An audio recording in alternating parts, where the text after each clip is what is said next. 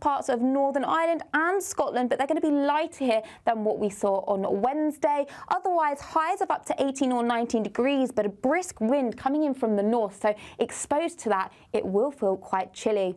As we go through this evening, we've got showers continuing across the southeast of England. Again, still heavy at times through this evening. They're going to be slowly moving their way southwards. Further towards the west, some late sunny spells. And across Northern Ireland, still a few showers persisting. And for parts of Scotland as well, mixed in with some late sunshine as well. But we have still got that brisk wind coming in from the north. So as we go through Thursday evening and into the overnight period, any showers should gradually continue to sink their way southwards, breaking up and fading away. That will leave plenty of areas with some clear spells at times, but we are still going to hold on to quite a lot of cloud, especially across parts of northeastern England into the southeast with some patchy rain here. Otherwise, towns and cities holding up at around 10 or 11 degrees, but under the clearest skies, temperatures falling into the single figures. So a mixed start on Friday morning, plenty of dry weather around, especially further west that you are, but across eastern parts, especially across parts of Yorkshire and down into East Anglia in the southeast, cloudier conditions here with some outbreaks of generally light rain, but best of the brightness is going to be focused across the west. Chilly in the east, but further towards the west, that's where we'll see highs of 18 or 19 degrees. That warm feeling inside from Boxed Boilers, sponsors of weather on GB News.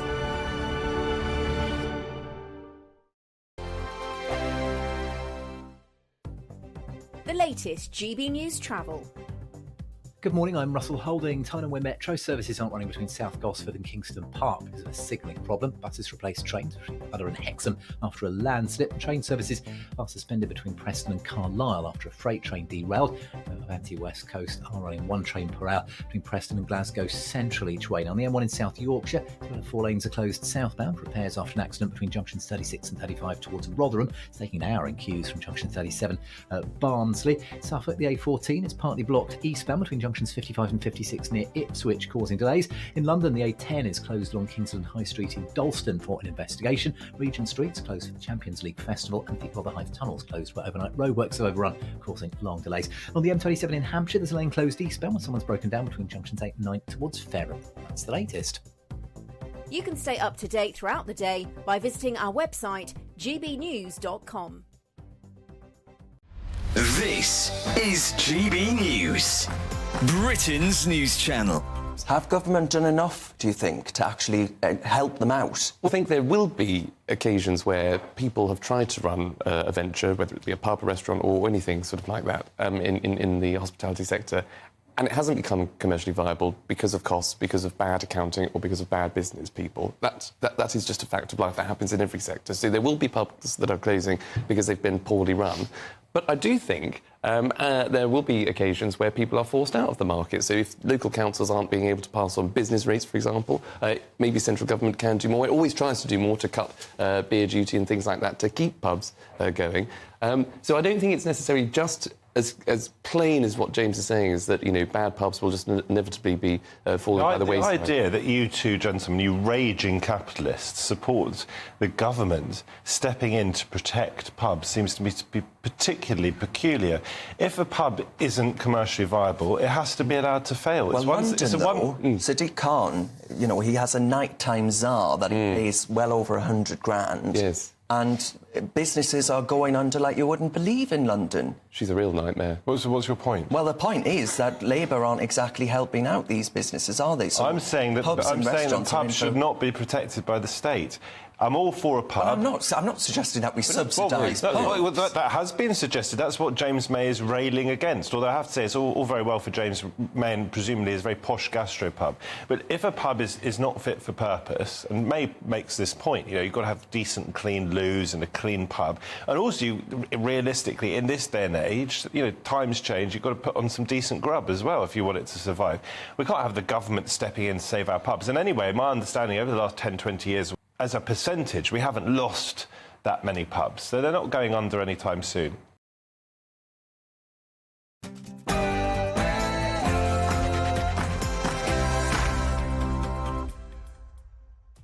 9:30 on Thursday, the 30th of May. This is Britain's News. We're on GB News with Andrew Pearce and Bev Turner. Very good morning to you. So it's time up for Diane Abbott. The veteran MP tells Sir Keir Starmer, "I won't be intimidated," as she fights to remain the MP for Hackney North and Stoke Newington. This is a big mess for Labour. And lawless Britain, I'm afraid. Horror on the streets of London as 3 adults are in hospital and 1 child are in a critical condition after a drive-by shooting. And cynical junior doctors. The British Medical Association have come under fire for announcing a 6-day junior doctors' strike, ending 2 days before the polls open on July the 4th. What a coincidence. And booted out for Taylor Swift, homeless people are being removed from Edinburgh to make room for Taylor Swift fans for her show next month.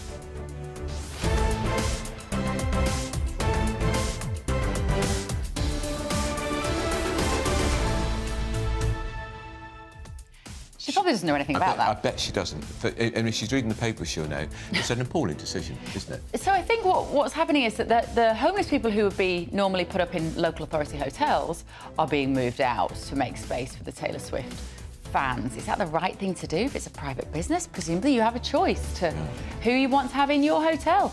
GBNews.com/yourssafe for all your thoughts this morning. That and a lot more to come between now and midday. First, though, Tatiana Sanchez with the news.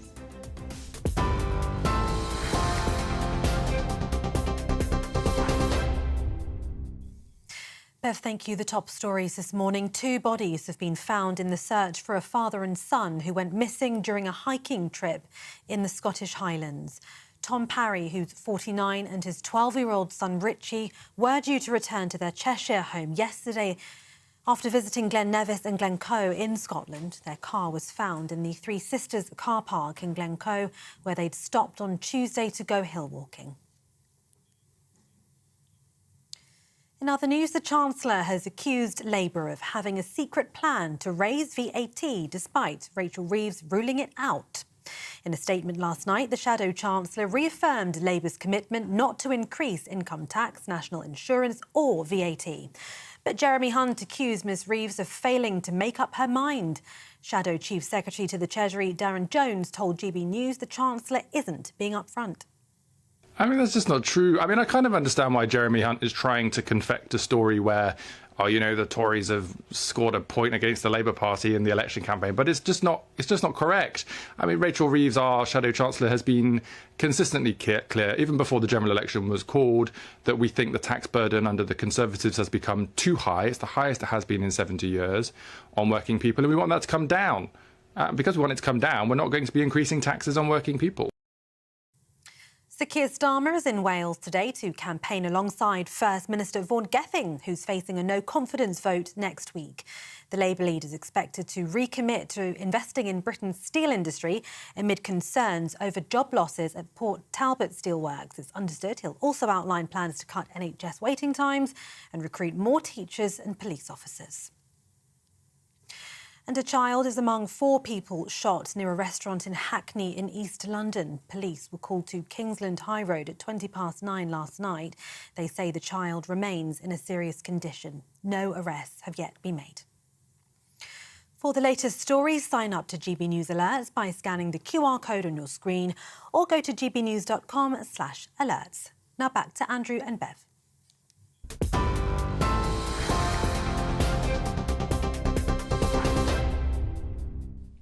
Very good morning. It's 9:34. This is Britain's Newsroom on GB News with Andrew Pearce and Bev Turner.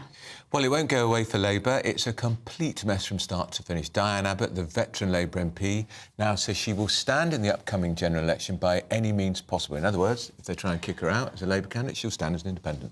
Amazing, this. They've really messed this up. She directly addressed Labour leader Sir Keir Starmer yesterday, telling him that she won't be intimidated. It isn't just Abbott's future as a Labour MP that's under question. Lloyd Russell Moyle has said that he had been suspended by the party and could not stand under the party's banner at the next election. He's in a Brighton seat, but this is a really interesting point. Faiza Shaheen, who ran Ian Duncan-Smith within about 1,200 votes at the last election in his Chingford constituency, she was deselected yesterday for the Chingford and Woodford constituency over some past posts on social media, both of them Corbynites.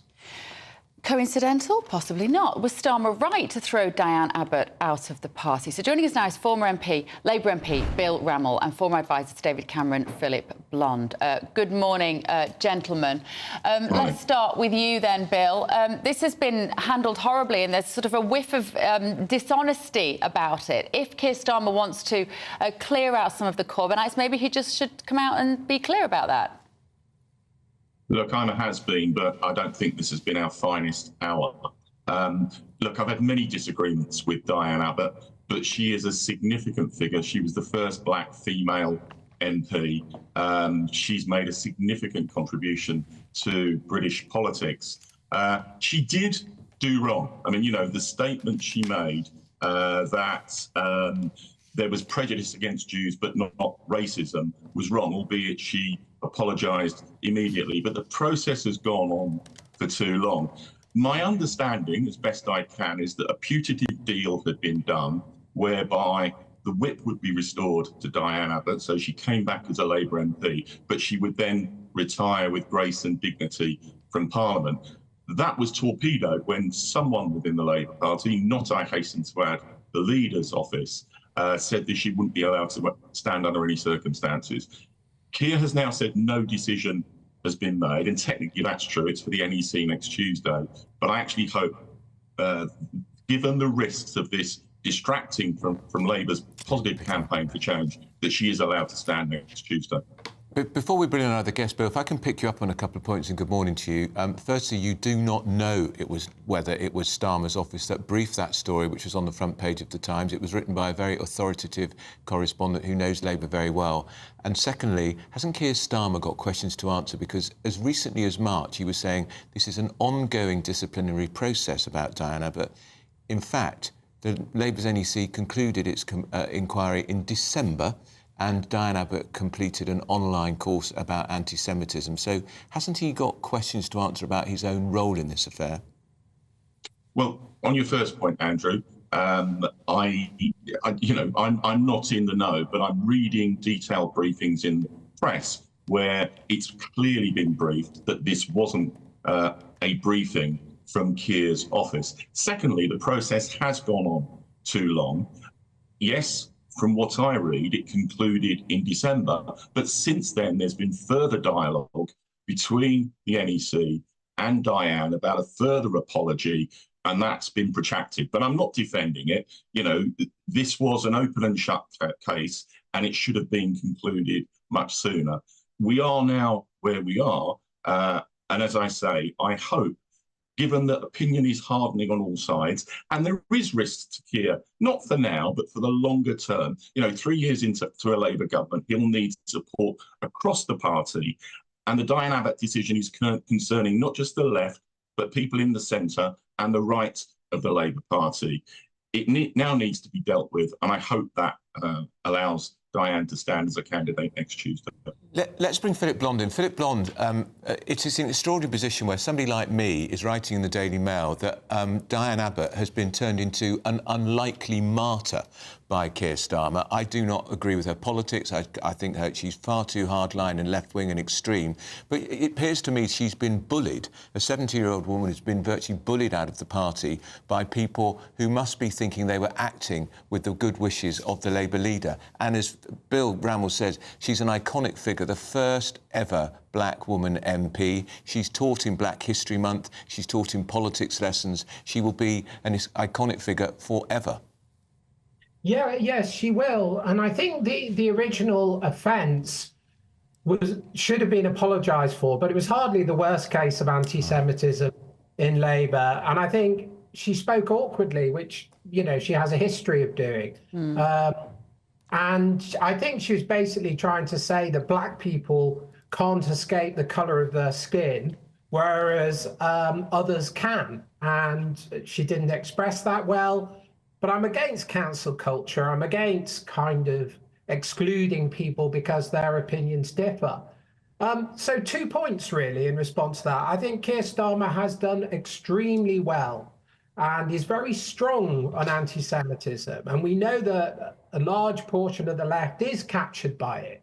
So I think he deserves plaudits for excluding clear anti-Semitism and those who advocate it from the party, including letting an MP be elected under the Labour banner, but not supporting them. I just don't see quite how Diane Abbott falls into that category. And therefore, it's kind of something you see on all sides of the party, which is a very centralised control of who gets to be an MP. And as a rule, that means you end up with kind of quite mediocre MPs who parrot a standard line. And in the end, if you look where our country is, which is polarising rapidly, where the majority populist vote has no representatives, that is a concern for the legitimacy of democracy. And this is as true of the Conservative Party, which again, once again, is managing the lists and putting Liberals into seats, as it is of the Labour Party. So I think that the point is we need voices that differ from the norm if our democracy is to retain legitimacy. And that's why, probably like you, Andrew, not my politics, but I don't think she should be excluded from Parliament. Bill, it's not been a great week for Labour in this election campaign, has it? Do you think you felt like the sort of momentum has sort of stuttered a little bit this week? Look, I think we're talking about the last day or so, and I think this needs to be nipped in the bud. It needs to be made clear, I hope, that Diane will be allowed to stand as a Labour candidate. But there is a broader context. You know, Keir has shown real strength of leadership by rooting anti-Semitism out of the Labour Party, kicking Jeremy Corbyn out of the Labour Party. And I think that is part of the way he has changed the Labour Party and dragged it back to the centre ground. But, you know, Diane Abbott is not Jeremy Corbyn. Corbyn always thought he was bigger than the Labour Party. That's never been the way Diane has projected herself.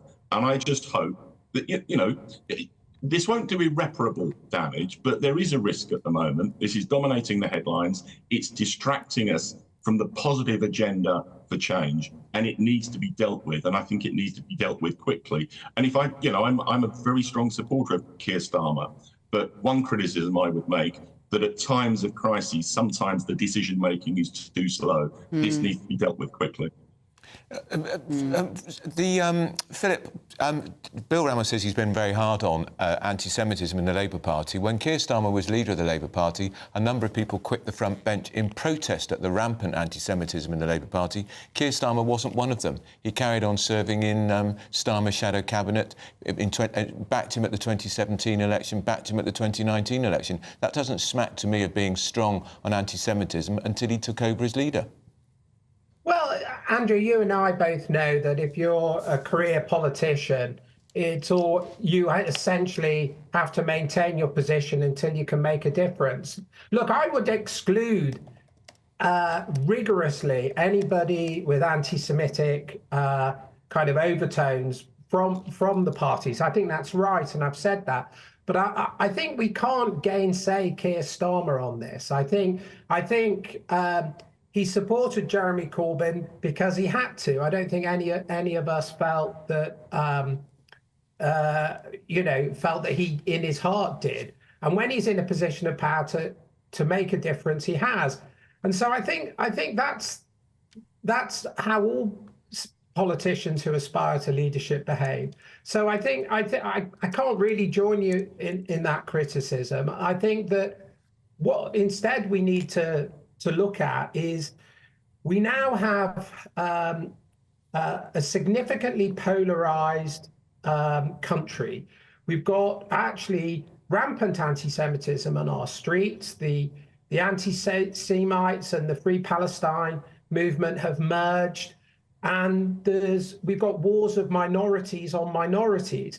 And so we need, as a democracy, in the middle of this polarization, if we don't want to go down the American route, to kind of be as broad as we can in creating a new consensus. And I don't like the the authoritarian centralism, if you forgive the phrase, that we see from both parties, because that means that the population at large is at several times removed from our representatives, and that will harm democracy. Yeah, great point to finish on. Former Labour MP Bill Rendle and former advisor David Cameron and Philip Blond there.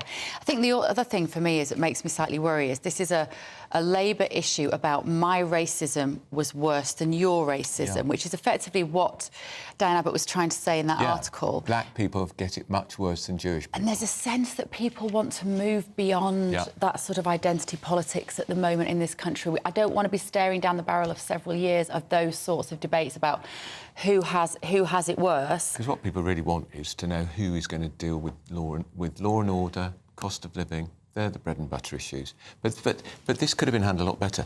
And we now learn that the Labour's NEC isn't going to decide about Diane until next Tuesday. Well, this is going to run for days. Livy has got in touch. Thank you, Livy. Labour thought they had until later in the year to get Diane Abbott out. Because we thought the election was coming up in October, November. Sprung the surprise election that blocked Starmer's plan. There's probably a lot of truth in that. Yeah, that's absolutely right. John has said this is something that should have been sorted out months ago. Bad management on Labour's part. JRM has said at last, 2 presenters I can listen to. Thank you very much, JRM. And KG has said Diane Abbott, the first black female MP, and ever since has been a great example and representation of the black community. As you say, she can be very unpopular amongst some people. She's very divisive because she's got some appalling views. She can be quite grumpy in real life, I've heard, quite terse. She can be. I mean, let's face it, we've met quite a lot of male MPs who can be a bit like that as well. And also, Adam has said all they ever say about Abbott is that she was the first woman black MP. It undermines that. Sorry, it sort of undermines when they then say that in her 37-year career, she had made a great contribution to politics and public life. And she, of course, has a stonking majority in her constituency. Yeah, 33,000 majority. Stonking, one of the safest seats in the country. So if Starmer doesn't tackle this, she could just come out and say, I'm going to stand, but I'm going to stand as an independent. Yeah, and could cost Labour another seat. Ooh. Up next. Lawless Britain. A child is in a serious condition and 3 adults are injured this morning after a drive-by shooting outside a Hackney restaurant last night. That's right, in London, drive-by shootings. We'll have the latest. Sounds like we're in America, doesn't it? Doesn't it? Britain's Newsroom on GB News.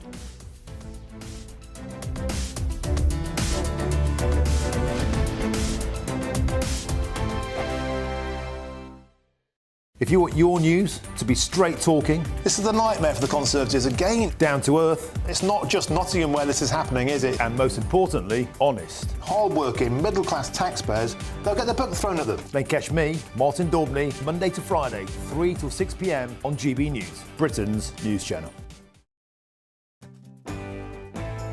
I'm Gloria Di Piero. This is GB News, Britain's election channel. Headliners. Tomorrow's papers tonight, every night from 11 p.m. Apparently alcohol abuse is costing England £27 billion a year. I mean, in fairness, that's the price of 2 rounds in London, Nicholas. Yeah, tell me about it. Not that I'm a big consumer of alcohol, I'm very Mediterranean in my consumption, but revealed alcohol abuse costs soar to £27 billion a year. So this cost basically encompasses a variety of aspects, from health-related problems, so the cost on the NHS, lack of productivity, people who lose their jobs, social services, and all that. And of course, it has been on the rise, 37% more compared to last time this was studied in 2003. So now Institute of Alcohol Studies and some other groups are pushing or asking for tougher taxes and tougher regulation. But is that the solution? Like in ancient Rome, they said, in medium stat virtus, like moderation, virtue is in moderation. And again, if they're going to raise the price, people like myself or yourself who are moderate consumers, pardon? You're going to turn to heroin. Because it'll become... I mean, well, this is what's happened in Scotland. It becomes unaffordable, so... Yeah, in Scotland, they had minimum unit alcohol pricing, and so it pushes up the cost of getting off your tree for your average Scottish ne'er-do-well who likes to sit on a bus stop and drink a bottle of cider. So instead, they're turning to street drugs, which are cheaper by comparison. That is just terrible. I like that the alcohol industry have come back on this. A guy called Matt Lambert, who's the chief executive of the Portman Group, and they represent the alcohol industry.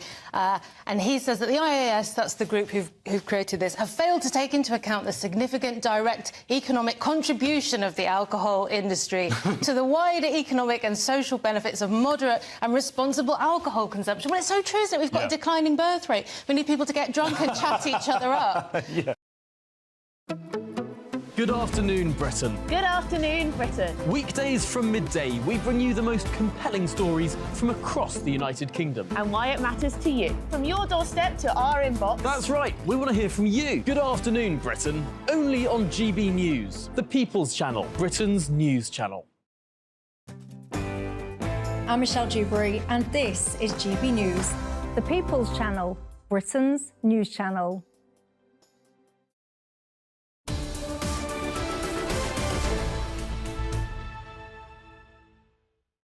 Very good morning, 9:50 Thursday morning.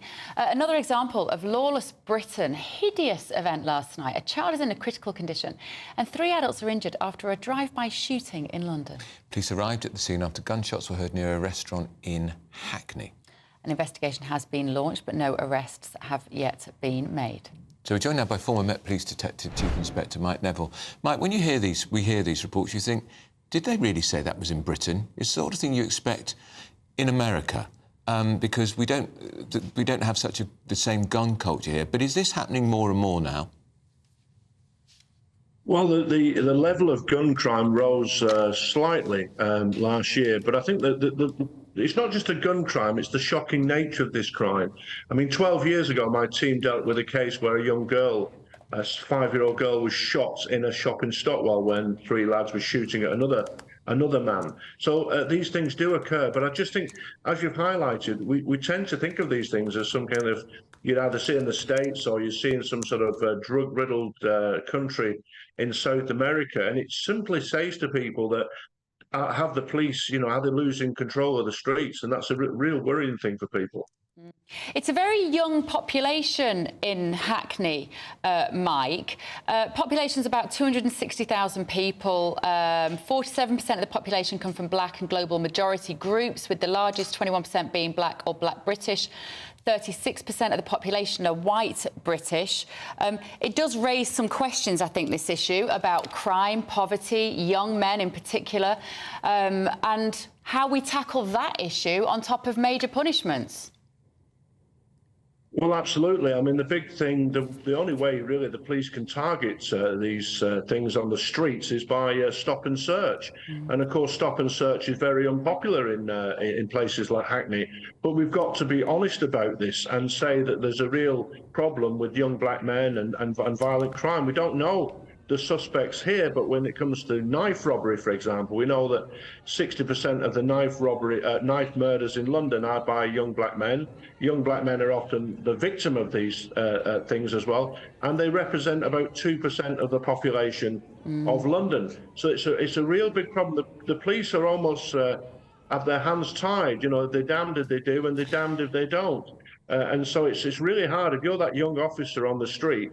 And not only that, but we also see that we still walk around in a Victorian way with a piece of wood in a police officer's trousers, a truncheon or a taser at the most. And so we have to rethink, how do we do policing when we've got incidents like this occurring? And we shouldn't forget the Police and Crime Commissioner for London, Mike, is Sadiq Khan, and he is the one who wants less stop and search. Absolutely. And what you have, though, Andrew, is you have both main parties who have to share some blame here. It was Theresa May, who's a Conservative, who did her best to reduce stop and search. And then you've got a Labour, Sadiq Khan, also trying to reduce stop and search. Right. So you've got two... Yeah, the Tories have been in power a long time. The clock's beating us, Mike. Good to see you again, as always. Don't go anywhere. This is Britain's Newsroom. Catherine has your very important weather. A brighter outlook with Box Solar, sponsors of weather on GB News. Good morning. Welcome to your GB News weather update from the Met Office. It's a case of sunny spells and showers today, but it is going to be breezy, giving a cooler feel for some of us. So through this morning, we've got a band of rain across parts of northern Wales into the Midlands and the southeast that's gradually going to sink its way southwards. It's going to break up through the morning, and that will leave a case of sunny spells, but also some heavy showers breaking out. Some of these could be on the thundery side as well. Showers still persisting across parts of Northern Ireland and Scotland, but they're going to be lighter here than what we saw on Wednesday. Otherwise, highs of up to 18 or 19 degrees, but a brisk wind coming in from the north, so exposed to that, it will feel quite chilly. As we go through this evening, we've got showers continuing across the southeast of England. Again, still heavy at times through this evening. They're going to be slowly moving their way southwards. Further towards the west, some late sunny spells. And across Northern Ireland, still a few showers persisting. And for parts of Scotland as well, mixed in with some late sunshine as well. But we have still got that brisk wind coming in from the north. So as we go through Thursday evening and into the overnight period, any showers should gradually continue to sink their way southwards, breaking up and fading away. That will leave plenty of areas with some clear spells at times, but we are still going to hold on to quite a lot of cloud, especially across parts of northeastern England into the southeast, with some patchy rain here. Otherwise, towns and cities holding up at around 10 or 11 degrees, but under the clearest skies, temperatures falling into the single figures.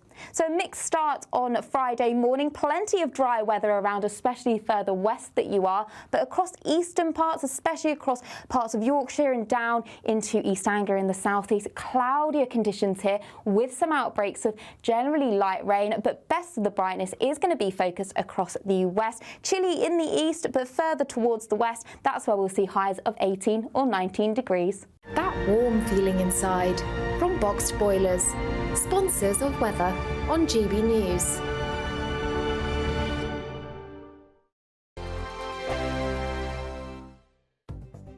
The latest GB News travel.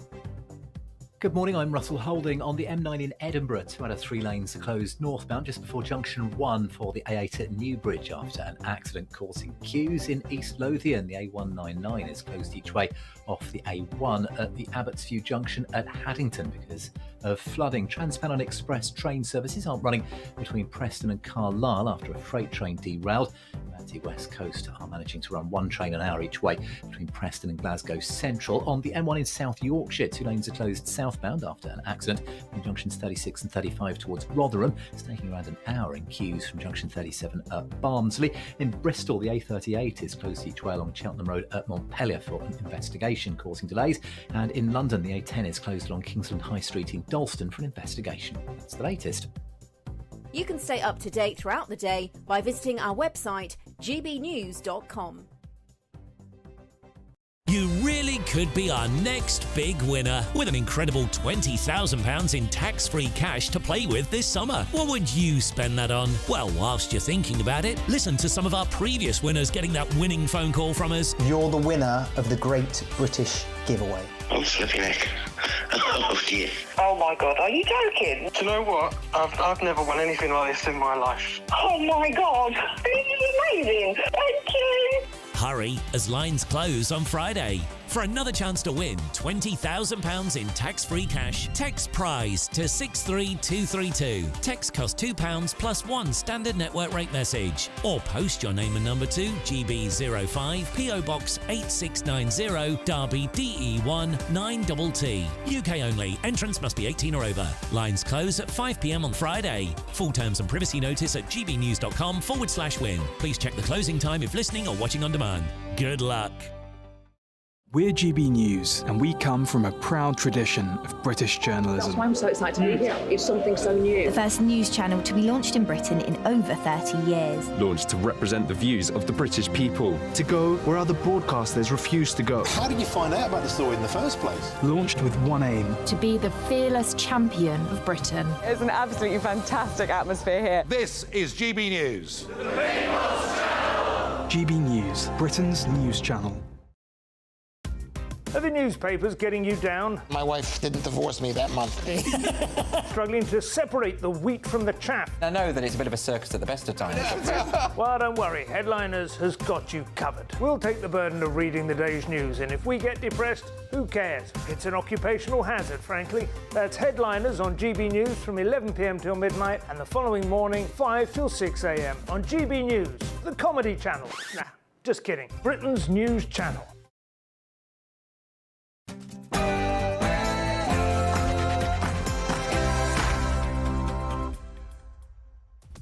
It's 10 a.m. on Thursday, the 30th of May. This is Britain's Newsroom on GB News with Andrew Pearce and Bev Turner. The row continues. Time up for Diane Abbott. The veteran MP says to Sir Keir Starmer she's not going to be intimidated and will fight to remain the MP for Hackney North and Stoke Newington, which could mean she'll run as an independent. So, lawless Britain horror on the streets of London last night. 3 adults are in hospital and 1 child is in a critical condition after a drive-by shooting in Hackney. Cynical junior doctors, you bet. The British Medical Association has come under fire for announcing a 6-day junior doctor strike just before the general election. Do you collect loyalty bonus points on your weekly food shop? There are warnings this morning that doing so could lead you to overspend. That's right.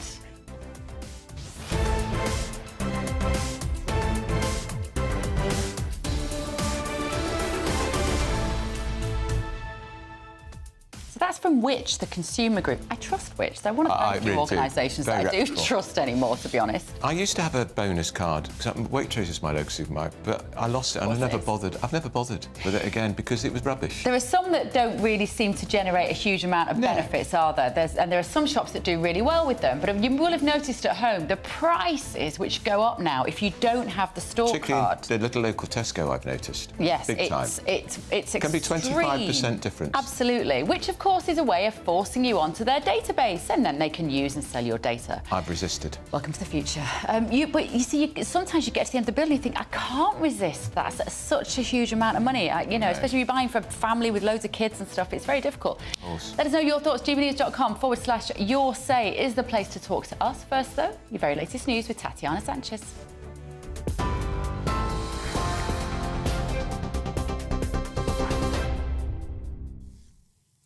Bev, thank you. The top stories this hour. 2 bodies have been found in the search for a father and son who went missing during a hiking trip in the Scottish Highlands. Tom Parry, who's 49, and his 12-year-old son Richie were due to return to their Cheshire home yesterday after visiting Glen Nevis and Glencoe in Scotland. Their car was found in the Three Sisters car park in Glencoe, where they'd stopped on Tuesday to go hill walking. The Chancellor has accused Labour of having a secret plan to raise VAT, despite Rachel Reeves ruling it out. In a statement last night, the Shadow Chancellor reaffirmed Labour's commitment not to increase income tax, national insurance or VAT. But Jeremy Hunt accused Ms Reeves of failing to make up her mind. Shadow Chief Secretary to the Treasury Darren Jones told GB News the Chancellor is not being upfront. I mean, that's just not true. I mean, I kind of understand why Jeremy Hunt is trying to confect a story where, the Tories have scored a point against the Labour Party in the election campaign, but it's just not correct. I mean, Rachel Reeves, our Shadow Chancellor, has been consistently clear, even before the general election was called, that we think the tax burden under the Conservatives has become too high. It's the highest it has been in 70 years on working people, and we want that to come down. Because we want it to come down, we're not going to be increasing taxes on working people. Sir Keir Starmer's in Wales today to campaign alongside First Minister Vaughan Gething, who's facing a no-confidence vote next week. The Labour leader is expected to recommit to investing in Britain's steel industry amid concerns over job losses up at Talbot's Steelworks. It's understood he'll also outline plans to cut NHS waiting times and recruit more teachers and police officers. A child is among 4 people shot near a restaurant in Hackney in East London. Police were called to Kingsland High Road at 9:20 last night. They say the child remains in a serious condition. No arrests have yet been made. Former Scotland Yard detective Peter Blexley told GB News violence is an increasing problem in the capital. Actually, the criminal history books are littered with cases like this that end up with revenge, retribution, tit for tat. And it wouldn't surprise me, although I sincerely hope this doesn't happen, that within a few hours or a day or two, we hear about yet another shooting, because these kind of cases are invariably linked to the illegal drugs industry, which of course is not regulated. It's a wild west out there. And what the police will not want is more shootings, more injuries, possibly loss of life. Ireland's National Police and Security Service are involved in an operation to remove an asylum seeker camp in Dublin city centre. It's after dozens of tents were placed along Dublin's Grand Canal over several days. The government says it's not possible to provide accommodation to all of the male arrivals. Latest figures show there were close to 2,000 applicants awaiting an offer of accommodation. Contractors were seen installing barriers around the site early this morning. International news now. Israel's military says it's taken control of a buffer zone along the Gaza Strip, effectively giving it control over the Palestinian territory's land border. It comes as Israel continues heavy strikes on Rafah, where half of Gaza's population had taken refuge. Israel's offensive has prompted an outcry from global leaders, with an airstrike on Sunday killing at least 45 people. Foreign editor for Jewish News, Jotam Confino, told GB News it's part of Benjamin Netanyahu's effort to contain Hamas. This is where Hamas has been smuggling weapons and other things into Gaza. Israel said they found 20 tunnels that crossed into Egypt. So this is a very significant strategic aim for Israel, that they now control this. And in terms of the political situation, Netanyahu is being bombarded with criticism from left and right. Yesterday, another war cabinet minister said that he has failed miserably in achieving the aims of the war, which is to bring back the hostages and to defeat Hamas. He said he's delusional and that he calls for election also starting September. And a guitar used by John Lennon has become the most expensive Beatles instrument ever sold at auction. The famous 12-string Hootenanny acoustic guitar was found in an attic after it was presumed lost for more than half a century. It sold for £2.3 million to a telephone bidder at the Hard Rock Cafe in New York. Lennon famously performed the song You've Got to Hide Your Love Away on the guitar in 1965 film Help. For the latest stories, sign up to GB News Alerts by scanning the QR code on your screen or go to gbnews.com/alerts. Now back to Andrew and Bev.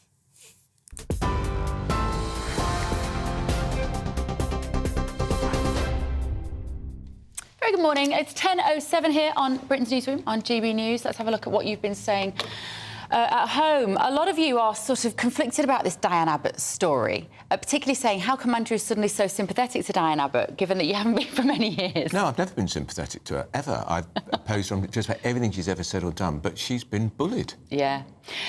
Carl says Diane Abbott is the first black woman in Parliament, should have been a shining example of how society has changed. However, her attitude towards people who are not like her is a clear demonstration of the very thing that made her appointment such big news, only applied in the reverse direction. He said she should be called out for this sort of hypocrisy. Steve has said, lived on the Islington-Hackney border my whole life. The Hackney, of course, is where this shooting happened last night. Not the first shooting on my doorstep. No. This one was only 200 metres away from my door. Multiple stabbings weekly, never reported. Drugs rife which fuel this. Weed and crack smoked on the streets with impunity. Please turn a blind eye until the shootings happen. It's always too late. I'm so sorry to hear that, And where Steve. is Sadiq Khan on all of this? When do we ever hear from him on it? You know, he said last week he was in Rome talking to the Pope about global warming. What an outrage, when he's the Police and Crime Commissioner for the capital. Keep your messages coming, gbnews.com/your say. I'm just looking, and Sadiq Khan has not tweeted out anything this morning about the shooting in Hackney. Because he was tweeting about shooting and stabs in London, he'd be doing it every day. Yeah. We're joined now by the editor-at-large from the Mail on Sunday, Charlotte Griffith. Charlotte, great to see you this morning. Specifically on the Diane Abbott story then, let's start there.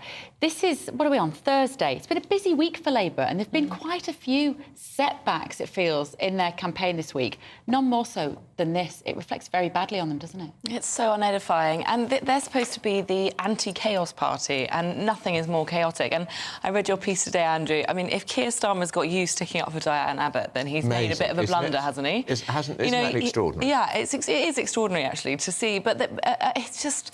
It is chaotic. It is chaotic. And now he's saying he's not going to make a decision until Tuesday. I think just also seems very unedifying. We've got to challenge his own role in this, because he's been saying constantly, this is an independent process, whether she's readmitted to the Labour Party over a letter she wrote in The Observer. The Observer clearly didn't think it was a racist, anti-Semitic letter, otherwise they wouldn't have published the wretched thing. But, look, I think the letter was offensive. So why does it take a year? But then we discover, actually, the inquiry was done in December, and he was telling us as recently as March, the inquiry's ongoing. He wasn't telling the truth. I think this is the first proper outright lie, I'm sure the first of many, that he's been caught out on, and it's, week one of the serious campaigning. And he's saying he didn't know. He's leader of the party. He's a member of the National Executive Committee that's been conducting the whole inquiry, and he's a control freak. Yeah. I mean, he knew, and he's a real details man, which is actually what makes him very different from Boris and something he's very proud of. Yeah. But this is a serious detail to have overlooked. And what are we now? It's nearly June, and this was concluded in December, and he didn't know. And it does worry me slightly that, here we have yet another politician leading a party who tells outright lies and gets caught out. One of our viewers was in touch to say they were speculating whether this is just a case of one of the benefits, actually, for Rishi Sunak of calling the election early and catching a few parties on the hoof, that they weren't prepared for this. And actually, he had wanted to sort out the problem of Diane Abbott by the end of the year, and suddenly that opportunity was taken away from him. I wonder if that's true. I think it does make sense, because he was probably hoping to sort this out very subtly, very slowly, over a period of weeks before the November election. And if Keir Starmer, if Rishi Sunak knew that, then, fair play to him. This is a political win for him, isn't it? And he's back, and of course he's bounced Reform as well, because they weren't ready for an election. But the other thing this will play, look, Labour's already in trouble with the Muslim votes because of its position on not calling for an unconditional ceasefire in Gaza. This is going to really alienate a lot of black voters who traditionally vote Labour too. I'm thinking of Afro-Caribbean. Diane Abbott's from Jamaican immigrants, the daughter of Jamaican immigrants. I mean, he's managing to alienate core part of the Labour vote. That was the first thing I thought. I thought, if this goes badly, African and Caribbean people will not vote for him. Won't bother to turn out. Black Lives Matter. That is a big movement, and her life matters, and the end of her career matters, and should have been handled in a dignified way, given that she was the first ever black female MP. That is a fact, I'm afraid, and he should have found a way to do it diplomatically. I made the point today that she's actually part of Black History Month. She's taught about Black History Month, and she's taught in politics lessons in schools. Who is the first black woman to be? She's always going to be a figure of political substance just because of that in its own, which is why she needed to be treated differently. It is, and it's why it's just a very serious strategic failure, and such an obvious one. And actually, if he was really racially aware of then maybe he would have thought of this, but he didn't. Just sounds like they're bullying a 70-year-old woman. Charlotte, you live in London, and am I right? So you live in quite a diverse part of London as well, don't you? Ladbroke Grove, At Ladbroke Grove in West London, just next door to Notting Hill, which people will have heard of. We've had this shooting last night in Hackney, and Hackney is one of the most diverse communities in London. It's a very young community there as well. More than 50% of the residents there are under 35. 55% are under 35 years old. There are populations which are Turkish, Kurdish, Vietnamese, Orthodox Jewish communities, Caribbean. It is one of, as we might say, one of these melting pots. It also has one of the highest crime rates. What does this tell us about changing demographics quickly in certain areas of this country? God, well, it just shows that we haven't united communities at all, because, they are saying that this could be a Hackney versus Tottenham gang rivalry. Not sure, nobody's sure which community yet.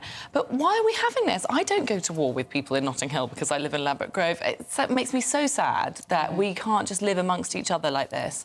And, it's just like Notting Hill in a way, because actually Hackney's got a lot of very wealthy people in it as well, because it's really trendy, so these young, wealthy people from the city go and live there. And as you say, it's a young community, so there's lots of young families there.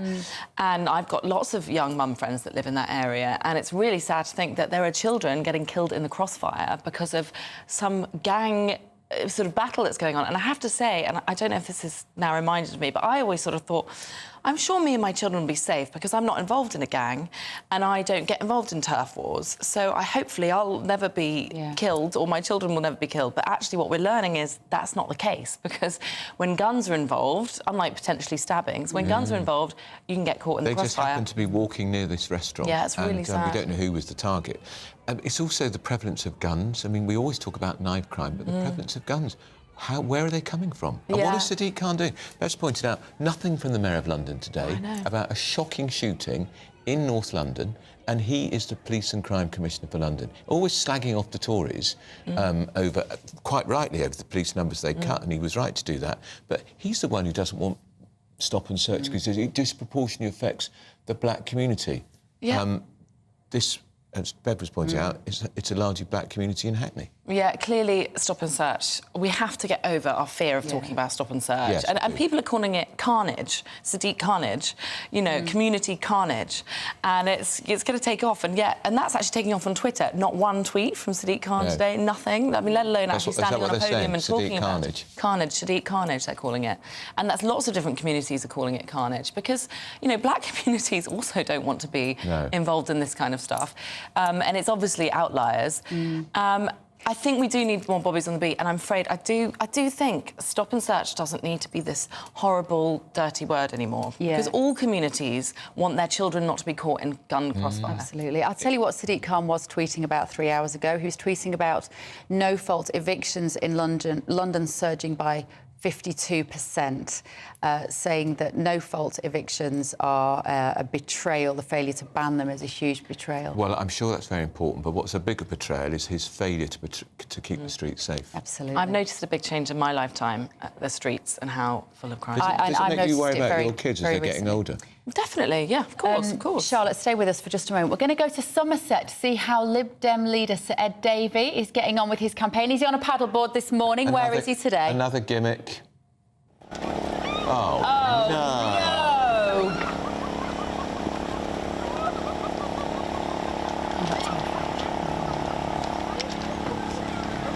What an idiot. So... I'm sorry. It seems that Ed Davey's campaign is becoming like a round of It's a Knockout. Yeah. If you're old enough to remember It's a Knockout. I'm afraid I am. What is he thinking, Andrew? Well, he's just turning into a buffoon. So we had him yesterday cycling down a hill with his legs flapping up and down like that. And then before that, throwing himself into the water 4 times from a kayak. What do you think, Charlotte? I think he's doing it on purpose. Yes, he is. They said with the paddleboard thing that he did fall in once or twice on purpose, but the other 7 times were on purpose, not by accident. Yeah. Clearly, he just wants attention. Well, it's working, but I'm not sure. Is he playing like the Boris card? Oh, I can be a bit of a wally and people will think... Okay, no, this is live footage. Here we go again. He's in Somerset. Oops, hopefully the cameraman hasn't just slipped over on the bottom of the slide there. Well, hopefully it doesn't collide with Ed Davey. Why is he wearing it? So if you're listening on the radio, we must explain. He's obviously at a water park. He's on one of these massive inflatable slides. He came down the slide on a big yellow inflatable ring. He's now sat in a 2-seater ring. And he's captured a poor child who looks desperately scared and desperate to get away from this rather peculiar man who's clutching onto him for dear life. I'm not sure if it is a child. It's another man. He's got, well, let's not. What's that man got in his hand? Well, let's not read too much into this. Here they go. Here they go down the slide. Here they go down the water slide. What is the man carrying in his hand? Oh, it's a microphone. Yeah. It's a reporter. He's managed to put a reporter in the front seat of his 2-seater yellow inflatable ring, and the guy's got a microphone. Can I just say to GB News, if they have any idea that they want me to accompany Ed Davey on one of these juvenile gimmicky stunts, I ain't doing it. I'd quite like that, you know. I'd love to go doing it. Here's my resignation. Sign me up. I'd quite like to be in an inflatable ring with Ed Davey. She wants me to do it. She wants me to resign. That's what she means. I mean, there's a bit of fun, but this is just too much gimmick. I just wonder whether, because he's appealing to those sort of Surrey voters, where everything's all sunny and nice and sweet, maybe that's what he's trying to do. He doesn't really want to draw attention to gun crime or knife crime or really serious issues today. He's trying to be the playful... Well, a lot of his photo stunts, which is what they are around water. Yeah. So he's trying to raise awareness, and people feel really strongly about And they do. clean rivers, clean seas. Well, talk about that rather than make yourself look a complete... That was a water park. That wasn't It's a water park, but I guess Do you remember that's William the point. Hague did the water park many years ago in his leader with his baseball cap on, ridiculed for years. That ruined his career for a long time. Really did. And I think I think he's becoming a laughing stock. I think you guys should be racing commentators, by the way, because you commentated very well on that slide. If he was in a slightly better shape, it might work better. Maybe not as tight. You keep I'm drawing sorry. attention. I'm sorry. Every time he wears tight clothes, you draw attention to his belly. It's not very his nice. fat belly is hanging over those shorts. He's not a good look for the man who would He be should be Prime wearing a Minister. shirt and tie if he wants to be Prime Minister, Yes, he and a should. jacket. Yes, and he hasn't got the legs for it either. Honestly, listen to Brad Pitt here. You're having a go at it, Yeah, but I David. wouldn't do it. I wouldn't do it. I'd like to see you do that. That would entertain me for days. Well, just say, if GB News have any plans, I'm not doing Charlotte, thank you. Charlotte Griffiths, thank you so much. Right, our doctors using you, the patients. Members of the BMA are set to strike, guess what? A week before the general election. Is it a political move? Yes. Has to be. This is Britain's Newsroom on GB News.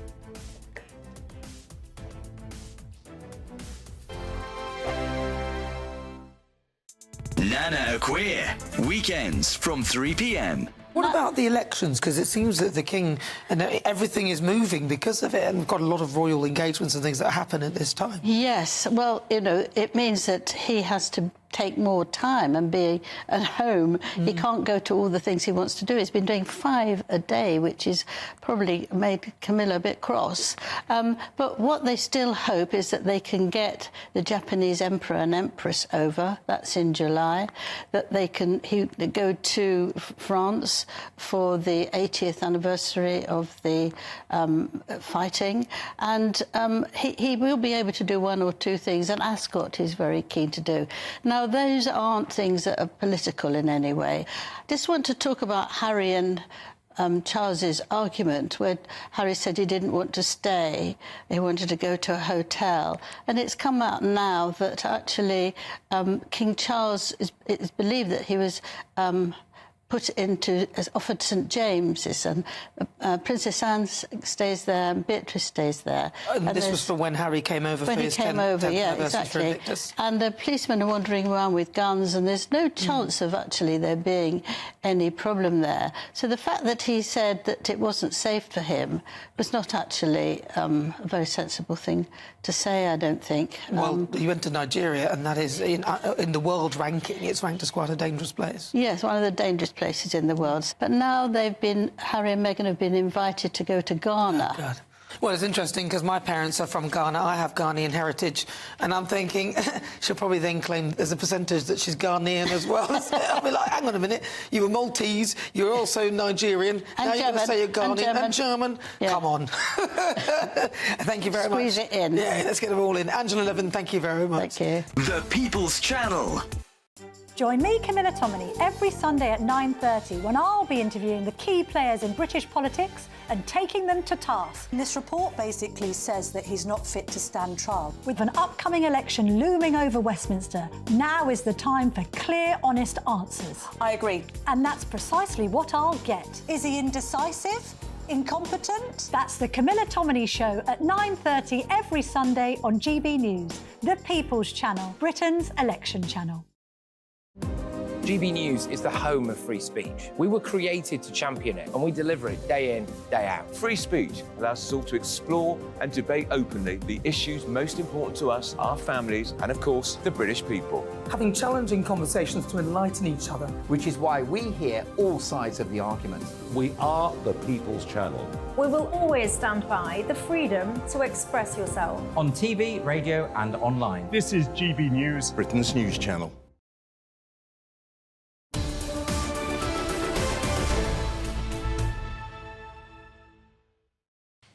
10:23 with Britain's News on GB News with Andrew Pearce and Bev Turner. The noise you can hear is Carol Malone going through her notes, and the political commentator Jonathan This is here as well. Morning to you both. Good morning. Carol Malone, you probably nearly fell off your chair when you saw me writing positive things about Carol Malone in the Mail today. About Carol Malone?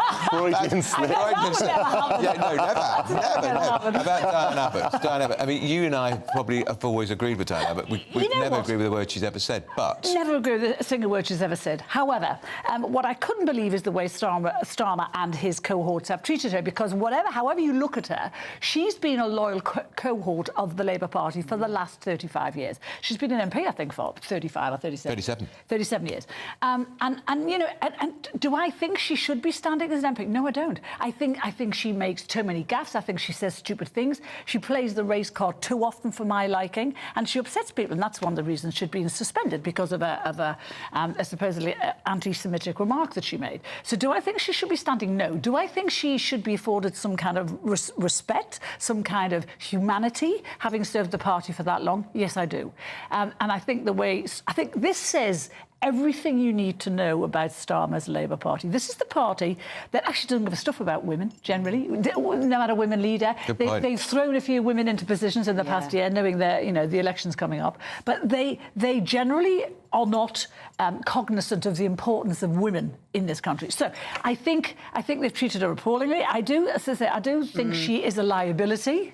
That's it. It slightly smacks of this sort of... I'm sorry, Jonathan, but the left sometimes do this hashtag be kind, but only to certain people that we think it's fashionable to be kind to at a certain point in time. This woman, regardless of what you think of her character, her communication skills, her politics, she is totemic for that period of time to be the first black woman. We know we keep saying it, but that was blazing a serious trail. Absolutely. Look, Bev, I would say that it's not the left that's in charge of the Labour Party. The left has talked about be kind. They are the ones currently being kicked out. So that's... I think we might have a rare note of agreement on this panel. I'm sure nothing to do with political point scoring, Andrew, in any way. No. But... Look, Diane Abbott, she's been a brilliant MP, and if you look at the things she was saying in the 80s, the 90s, she was an absolute trailblazer, such an iconic individual, and so inspirational for so many people in this country, not just black people, also people, sort of on the left, people who are interested in progressive politics. I would not say that Keir Starmer has a woman problem, Carol. I say that he has a problem with the left. Keir Starmer was the man who said not too very long ago, the Labour Party must throw a protective arm around Diane Abbott to protect her from all the racist abuse she gets. How does that square with what he's just done to her very publicly? Look, Starmer is clearly surrounded by people with a visceral loathing of the left and Jeremy Corbyn. I think that we can all agree with that. It's not something I approve of, but I think, speaking completely dispassionately, that's what's happening. And I don't think that Starmer wakes up in the morning with new ideas to hurt Diane Abbott. But clearly there are people who have botched this completely. They did give her back the whip, so she could say if she is going to leave Parliament today, because Parliament's dissolved today, then she can leave as a Labour MP with her head held high. That's the idea. But now she says she wants to stand, and obviously Starmer is saying that she hasn't been banned from standing. So well, no, he wasn't saying either or. Actually, he was denied that she's been banned from standing. But hang on, just to be clear here. She agreed, she got the whip restored, so she's back in the Labour Party, she's very happy, she's got this dignified exit so she can stand down at the age of 70 as a Labour MP, and then she reads with horror a front-page story in the Times coming out that evening, which says definitively she's being banned from saying it, written by a correspondent who's very plugged into the Labour Party, and I would be certain the source came from Starmer's office. I'm sure it came from Starmer's office. So look, Andrew, I don't know what's happened. You can't be saying if it's come from Starmer's office he's not responsible for it, because he is. What does that say about him as a leader? Well, Carol, look, we know that there are people in all kinds of political offices who don't get things right, who step out of line or go above their pay grade. Look, I'm not saying it's been handled well. Let's go back a bit farther. No, come on, because I'm not going to have this about him not being thing. He's been saying now for months that this is an ongoing process, the investigation into anti-Semitism. It is not an ongoing process. It was finished in December. The investigation finished in December. Not been denied. So he knew that, and he's still saying it's an ongoing process. So he has known all the way along. So he is very aware. Well, I think he's actually lying. Well, look, when he said that I don't know what he knew, when he said the process was still ongoing, it might well have been... I mean, look, I suppose you could have a generous reading that says the process is still ongoing, the NEC hasn't decided whether, or the Labour whip hasn't decided... Jonathan, he's a leader of the party, a control-freak leader of the party, quite right. He's a member of Labour's NEC committee, which concluded in December. The investigation was over, and her punishment was to do a 2-hour online course on anti-Semitism. He did know that. Andrew... And yet he continued to say it was an ongoing process. Smacks to me, he's lying. Yes. I am extremely thrilled to tell you that I'm not Keir Starmer's spokesman, and I don't know what happens in Keir Starmer's mind. Look, if Keir Starmer... I would welcome a journalist asking Starmer exactly what he knew about Diane Abbott. But I think that... And you think we'd get a straight answer? The fundamental point is that I believe that Diane Abbott should be given the right to stand again in Hackney North and Stoke Trust Newington me, if she what wants to. Starmer's done now... As Labour. Starmer has ensured her longevity now. She probably was going to slip away quietly. Well, I mean, it's ironic, wouldn't it? If neither of them wants her to be there, she's going to be there. Yes, she was going to retire because she's 70. And now she won't retire. And she probably should, but now she won't. As I said, she's become a martyr. But look, there's a broader conversation here, which I am happy to have, about the way that the Labour leadership is treating members of the left. You had Faiza Shaheen, who I think is brilliant. That is astonishing. A completely horrifying She came within story. 1,200 votes of getting Ian Duncan-Smith out in Chingford and it was at the last very election. personal for her because her mother died, and she blamed the benefit system for that. And obviously Duncan Smith was the architect of that benefit system. It was very, very personal for her, and she was looking forward to sort of taking the political fight to Ian Duncan Smith in a seat that is very winnable for Labour now. And I just feel so sad for her this happened. And then also, you have a really difficult, related issue about Lloyd Russell Moyle, Labour MP for Brighton Kemp Town, who announced yesterday that there'd been a complaint made. Oh, please. Because a complaint made about him, which means that he's now suspended and unable to stand as all Labour. the complaints that were made about the Tories in the past 2 years, where Labour demanded that they were immediately suspended. I'm not issuing any kind of judgment on the substance of the allegation. I'm saying that there is a problem in politics when someone can make a complaint right in the window, where if you have a suspension, then you are not going to be able to be a Labour MP or an MP I'm of sorry, your party a lot of Tory Parliament. ministers had complaints made against them, and the demand from Labour was that they be suspended immediately while investigations were going on. I don't know what the answer is, but it is a problem when people Let's make before we wrap up this section, let's just take a little look at Ed Davey. I want both of your opinions on this. This is Ed Davey at Water Park this morning, promoting the Liberal Democrats, trying to win your vote. Here he is. What a joke. It's a joke he's in on. I think it's brilliant. Look, no one's talking about the Lib Dems. He looks ridiculous. Well, they are now for the wrong reasons. If you looks like he's weeing himself. He looks like he's enjoying himself. Looks like he's weeing himself. There's a difference. Maybe he between a is. politician who makes pratfalls. They're just again. He's still weeing himself. And a politician who makes pratfalls and is in on the joke. Why would you do that? Seriously, why would you do that? Because he wants to show that he doesn't take himself seriously and he's in on the joke. And we're talking about him. He needs to take his looks like a politics pillock. seriously. No, he doesn't. He does. He does. He looks like a pillock. He looks like it's a bit like that moment with what's his name, Kinnock, where he fell falling in the sea. That was different. Kinnock wasn't in on the joke. Yeah. None of you have been on the joke. If you're in on the joke and you look foolish, it's not. We complain when politicians take themselves seriously. Let's ask our viewers and listeners: do you think it's clever politics by Ed Davey, or do you think he's making a complete laughing stock of himself? GBNews.com/your say. Let us know your thoughts. First, though, thank you both, Jonathan and Carol. Tatiana has the headlines.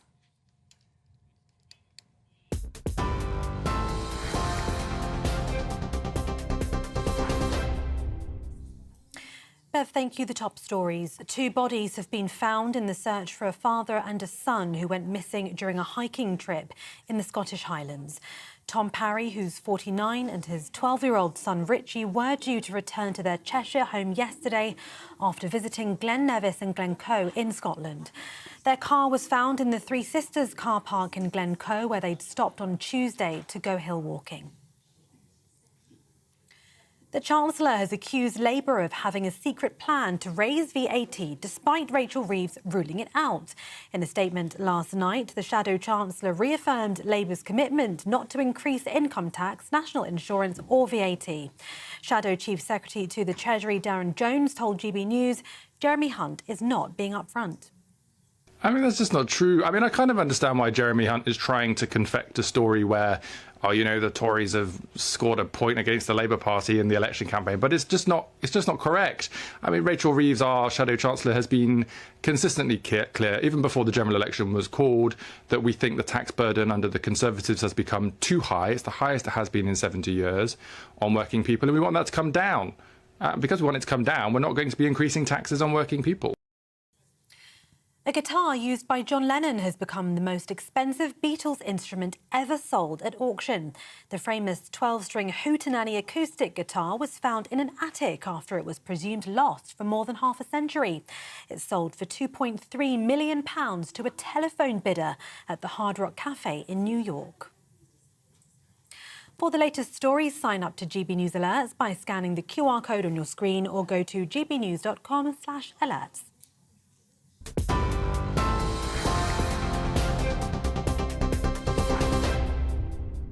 Cheers Britannia Wine Club proudly sponsors the GB News Financial Report. Here's a quick snapshot of today's markets. The pound will buy you $1.2716 and €1.1758. The price of gold is £1,838.71 per ounce, and the FTSE 100 is at 8,206 points. Cheers Britannia Wine Club proudly sponsors the GB News Financial Report. Still to come this morning, an extraordinary story about a man who's dying of brain cancer and his fight to get his life insurance payout. He's going to be with us in the studio with his wife. Don't go anywhere. This is Britain's Newsroom on GB News. What's his name? The latest GB News travel. Good morning, I'm Russell Holding. In East Lothian, the A199 is closed in both directions off the A1 at the Abbotsview Junction at Haddington because of flooding. Trans-Pennine Express train services aren't running between Carlisle and Preston after a freight train derailed.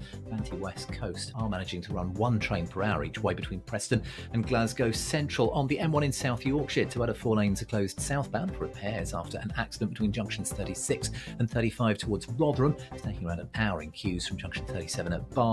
In Bristol, the A38 is closed along Cheltenham Road at Montpellier for an investigation causing delays. In London, the A10 is closed along Kingsland High Street at the Dalston Junction for an investigation causing delays. Regent Street's closed for the Champions League Festival, and Rotherhithe Tunnel's closed each way for emergency repairs causing delays. That's the latest. You can stay up to date throughout the day by visiting our website, gbnews.com. GB News Breakfast, every day from 6 a.m.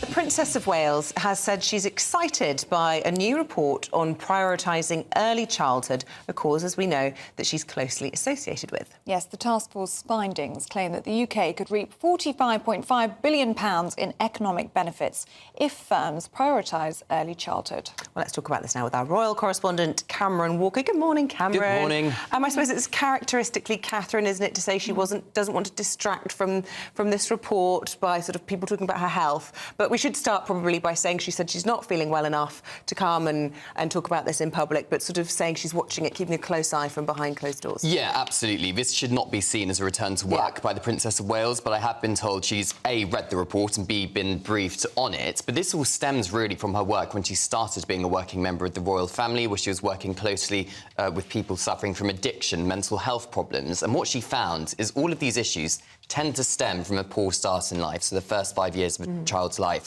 So in January 2023, she set up Shaping Us, this awareness campaign for the early years. 2 months later, she convened the Business Task Force, so 8 members of big businesses across the UK, and over a generation, that could add, as they claim, more than £40 billion to the UK economy each year. We spoke to Peter Grigg yesterday. He's the chair of Home Starts UK, a charity which supports young families. Let's hear what he said about the Princess's role in this.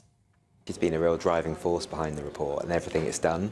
And when we've spent time with the Royal Foundation, what it does, it reminds everyone that this is really important work and early childhood matters, that more businesses should get involved, that more charities are out there for people who want to do more to support families and children. So it's been a wonderful experience. The People's Channel.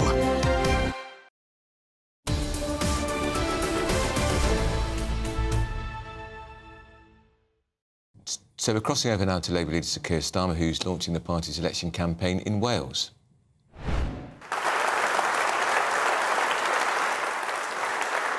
And thank you all for that incredibly warm reception when we walked in. It was fantastic to see everybody in the room, such a great feeling. And Abergavenny, what an amazingly beautiful place, what a beautiful constituency. We arrived last night, the sun was shining, it was absolutely stunning. Not long ago, Vic and I and the kids were at Crickhowell. We holidayed up there, and it's a really beautiful part of Wales. And many people in this room will have been to the Bear Pub, I'm sure, in Crickhowell. The food there is, if you haven't been, make sure you go before you leave this part of the world. And as Caroline Harris will attest, Vic and I holiday in Wales every year. We go down to Swansea. She looks after us, and last year we're in the Gower. We're in Oxwich, actually. It was really, really beautiful. So I love being here, and it's fantastic to be back here today in Wales. And what an opportunity, what a chance to launch our campaign. Because Rishi Sunak has finally called the general election. He's given us our chance to take our case to the country. And I don't know about you, but I think Wales has been waiting for this general election for a very, very long time.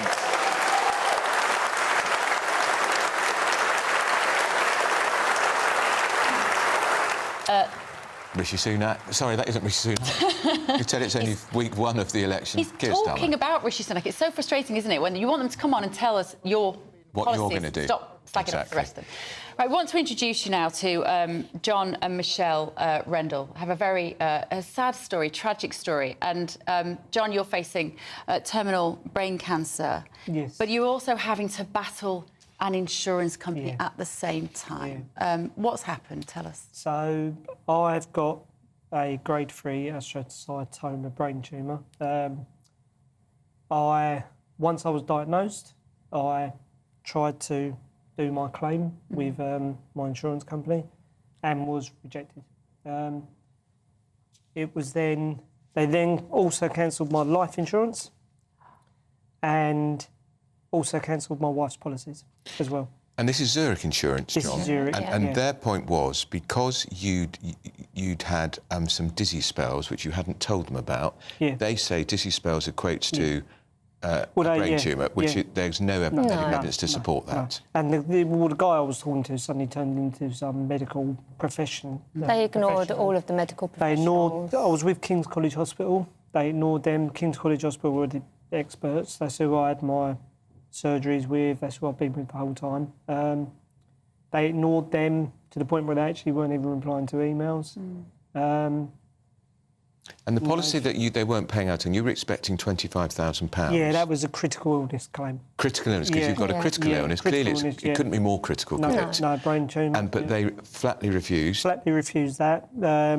So they refused that early March, and then I argued it, appealed it, and then they outright final response was the end of March. And why did they cancel your policies, Michelle? Well, according to them, there was no reason for it. Once Daily Mail got involved as well, once they argued it with them, they then turned around and said that was a mistake, that computer error. And then they wanted the payment for the 2 months that we had missed. That was the other thing. They then asked for the money for the 2 months that they deleted the direct debit. And then they reinstated the direct debits themselves to take the money. Yeah. Michelle, you've got a lovely poorly husband, and you're also worrying about paying the bills and what the future holds. Yeah. What impact is this having on you on a day-to-day basis? I try not to think too much about the future because it does upset me. I'm kind of thinking when John does go, I'm left with a mortgage to pay and 2 young children. How old are your kids? 5 and 3. Right. Yeah. So it's incredibly tough. And are you working? I haven't worked since having the children. Right. And that's a decision we made when we had children. Yeah. That I was going to stay at home and look after them, and obviously look after John now, which is obviously something else to think And that about. £25,000 would have made a huge difference. Yeah, so it would make a difference when John's still working, and his office has been really good to him. Yeah, my company. They've been really good. They've been really supportive. What do you do, John? I work for a company called Smart Office Solutions. We supply printers, photocopiers. Right. He does, so he's working from home at the moment. So you can work from home? Yes, I've been working from home doing support calls and the IT side of things. In the grand scheme of things, this amount of money is a drop in the ocean for a company like Zurich. And that must be both saddening and infuriating. Yeah, it's infuriating. I think they could make all this go away because there's been big social media side of things as well with friends different companies all sharing everything, all our story. And I've read some of the statement. Sir, it's we're sorry to hear of the very difficult circumstances Mr. Rendle's family are experiencing. You're terminally ill, yeah, I know. and they're calling that difficult circumstances. How did it make you feel when you read that? I just find it completely insulting. I'm incredibly angry about the whole situation. I'm angry, I feel insulted. It is angry. And the way their letter, their final response in the thing, their actual wording was, we deem this a deliberate misrepresentation of yourself. So they've accused me of lying. Because you had dizzy spells and you didn't brush... Because I didn't tell them about a doctor's appointment after the policy side. And they also said in the letter, because I originally went in hospital in June, but they didn't know I had a brain tumour. Right. They didn't know what it was. There was a mass on the brain. And there was when no we first found cancer out. mentioned, anything like that. It was just a mass on my brain. They turned around and said, if we'd known you'd gone into hospital in June, we would have cancelled your policy there and then. Let's see the other half of the statement from Zurich. They say the report provided by Mr. Rendle's GP confirmed that he had experienced medical episodes before the policy started. Mr. Rendle had a duty to disclose this information to us before the 1st of May 2023. Has your GP been supportive? Yeah, GPs wrote letters. There was no doctor's appointments.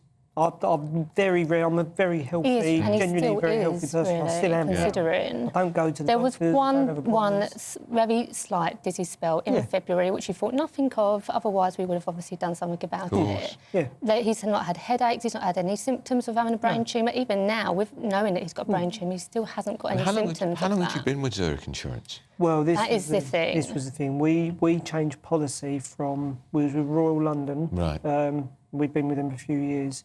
We changed policy on our financial guy who does our mortgage now. Said, this is a better deal, runs along with your mortgage. Right. Change. And we changed on the 1st of May, was decided. Dear. You've got a GoFundMe page running now as well, haven't you? How's that going? That's gone over 25,000 Oh, good. Which is the People care. Yeah. People care. We've had some really nice donations. We'll get the address from you. Can I ask you a very personal question, John? Do you know how long you've got? No, they haven't. The whole way through, they've told me it's life-shortening, but they haven't said how long. At the moment, I'm in a very good place. I'm fit. Other than what's in my head, I am healthy. I had an MRI scan yesterday on my brain. Yesterday. Tuesday, sorry. Yeah. Sorry. Yeah, so I had an MRI scan. We don't know what day I don't know what day it is. And I'll find out in a few weeks the results of that, and that will tell us whether... Because the surgeries I had, they only removed half the tumour. The other half is inoperable because of veins and arteries going through it. Sure. So I'm on a year of chemo now, right, which is to try and control the heart. Is that knocking you out? Making me very tired, yeah. You finished your second round yesterday. Yeah, so I was very tired. I do 5 days in a row of tablets. Finished it yesterday morning. It does make me very tired. Have you got support, Michelle? We've got friends and family that are very supportive. Yeah, I'd be lost without them. Yeah. So it's the mums who kind of have to keep the ship afloat, isn't it, on times like this? And how are the little ones doing? Do they know that Dad's... They know that he's got a bad head. Right. They're obviously very young, so there's only so much we can tell them. And they've seen me in hospital, They've seen him in hospital. They know that he's not very well, but generally, day to day, he's quite well, so they just act like a 5 and a 3-year-old, which in some ways is good, in other ways is bad. Yeah, really. But it's tough. Yeah, it hasn't... I'm a big Arsenal fan. Bad luck. Didn't win. Well, yes, I know. But Arsenal were brilliant. Oh, good. So I've got a season ticket. Yeah. And one of my friends who's been doing lots of stuff for me, he contacted Arsenal and they agreed for me and my son to go down and meet some of the players. How nice. After a game, yeah. So little things like that have been amazing. Yeah, it's been a bad year, but we are trying to do things. Give us what's your crowdfunding page called? How do we find it? It's a GoFundMe. It's a GoFundMe. There it is. Yeah, support Rendle Family Fight Against Brain Cancer. So if you put that into your Google, support Rendle, which is, if you're listening on the radio, it's spelled RENDLE, Family Fight Against Brain Cancer. And that will bring you to the Just Giving. And I know your MP, Adam Holloway's backing you too, isn't he? So, No, my watch is just... They just had donations. Oh, brilliant. Oh, well, that's Literally, great. Look, that's GB News readers and There's literally about, viewers already yeah, donated. about five donations have just come in. Thank you very much. Well, that's Thank great. you. Well, look, Thank you. very best of luck, you two. Can we keep in touch with you? Absolutely, And let's hope they do the right thing, that insurance company. Good luck. Yeah, that's what we need. Good luck. We Lovely wish you to all the meet you best. both. Thank you for having us on. Pleasure. Right, stay with us. A lot more to come between now and midday. This is Britain's Newsroom on GB News. Good morning. Welcome to your GB News weather update from the Met Office. It's a case of sunny spells and showers today, but it is going to be breezy, giving a cooler feel for some of us. So through this morning, we've got a band of rain across parts of northern Wales into the Midlands and the southeast that's gradually going to sink its way southwards. It's going to break up through the morning, and that will leave a case of sunny spells, but also some heavy showers breaking out. Some of these could be on the thundery side as well. Showers still persisting across parts of Northern Ireland and Scotland, but they're going to be lighter here than what we saw on Wednesday. Otherwise, highs of up to 18 or 19 degrees, but a brisk wind coming in from the north, so exposed to that, it will feel quite chilly. As we go through this evening, we've got showers continuing across the southeast of England. Again, still heavy at times through this evening. They're going to be slowly moving their way southwards. Further towards the west, some late sunny spells. And across Northern Ireland, still a few showers persisting. And for parts of Scotland as well, mixed in with some late sunshine as well. But we have still got that brisk wind coming in from the north. So as we go through Thursday evening and into the overnight period, any showers should gradually continue to sink their way southwards, breaking up and fading away. That will leave plenty of areas with some clear spells at times, but we are still going to hold on to quite a lot of cloud, especially across parts of northeastern England into the southeast, with some patchy rain here. Otherwise, towns and cities holding up at around 10 or 11 degrees, but under the clearest skies, temperatures falling into the single figures. So a mixed start on Friday morning, plenty of dry weather around, especially further west that you are, but across eastern parts, especially across parts of Yorkshire and down into East Anglia in the southeast, cloudier conditions here with some outbreaks of generally light rain, but best of the brightness is going to be focused across the west. Chilly in the east, but further towards the west, that's where we'll see highs of 18 or 19 degrees.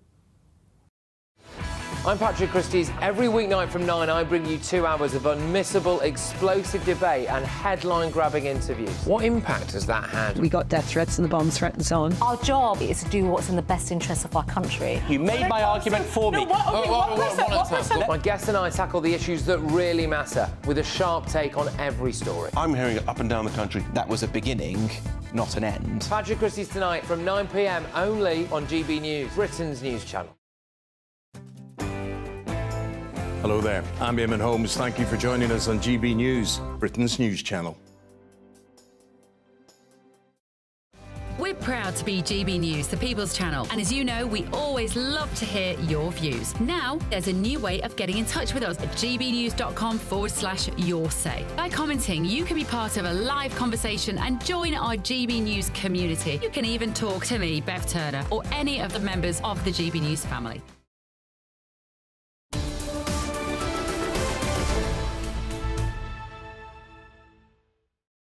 Well, that was moving, wasn't it? It was moving. Perspective check, isn't it, when you meet people like that and they're going through something so hellish? A couple of dizzy spells, and an insurance company says you can't have your money. Honestly, I hope she looks after herself, Michelle. I did say to her as she left, make sure you keep your tank full as well. When the families are going through something like that, the women often have to keep it all going. Right, junior doctors are striking for 5 days next month, but is it a coincidence it was announced on the same day that Labour launched its NHS election campaign? Well, let's ask junior doctor Basha Mukherjee, who's been a regular on this programme. Lovely to see you this morning, Doctor. A coincidence? It seems like too much of a coincidence. On the very day Labour are trying to talk about health, somewhat sidetracked by Diane Abbott, the BMA announces 5 days of strike in the run-up to general election. Unprecedented. I've never heard of that in all the years I've been covering general elections. Look, it has to be strategic. We've been trying to be strategic throughout. The BMA have been in conversation with the government for 3 months when the strikes were halted again. And yet again, we're now over a year into this strike motion, and the government have still not been able to offer something reasonable. And it's really quite taxing on us as well to just keep feeling like there's hope and then the hope gets taken away. I think this is a very strategic move by BMA and also the junior doctors to essentially create some political debate, and also right up to the elections, allow the public to decide who they want to vote for, essentially, just because ultimately the public are suffering as a result. The junior doctors, they're all suffering as a result of all of this commotion that's happening. Dr Mukherjee, do you really think a 5-day strike a week before a general election is going to get you a 35% pay rise? I've never heard of anything more ridiculous. This is a blatant political strike, and who cares about the patients who are going to have their appointments cancelled?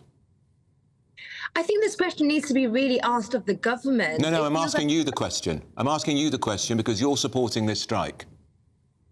Yes, and I hear what you're saying in terms of patients feeling like this is going to affect them. Ultimately, the dates of the strikes are also including the weekend dates when a lot of things are, on minimum use. Will you answer the question? Do you really think this is going to elicit any more money from the government 5 days before a general election? We can only hope that this will. Come on. You're an intelligent woman. It's a political strike. It has to be a political strike because we're dealing with... Good, you've admitted it then. Good, you've admitted it. Why didn't you say that in the beginning? I've admitted that throughout the whole period, this has been a strategic move to get the politicians to listen to us. That's been the aim throughout. Shadow Health Secretary Wes Streeting was interviewed this morning, Basha, and he said, I will say now, we cannot give this 35% pay increase. We just can't. So he said, we will talk to you, we will negotiate, but that's off the table. But you're still going ahead with the strikes. I think that's all he can say at this stage, isn't it?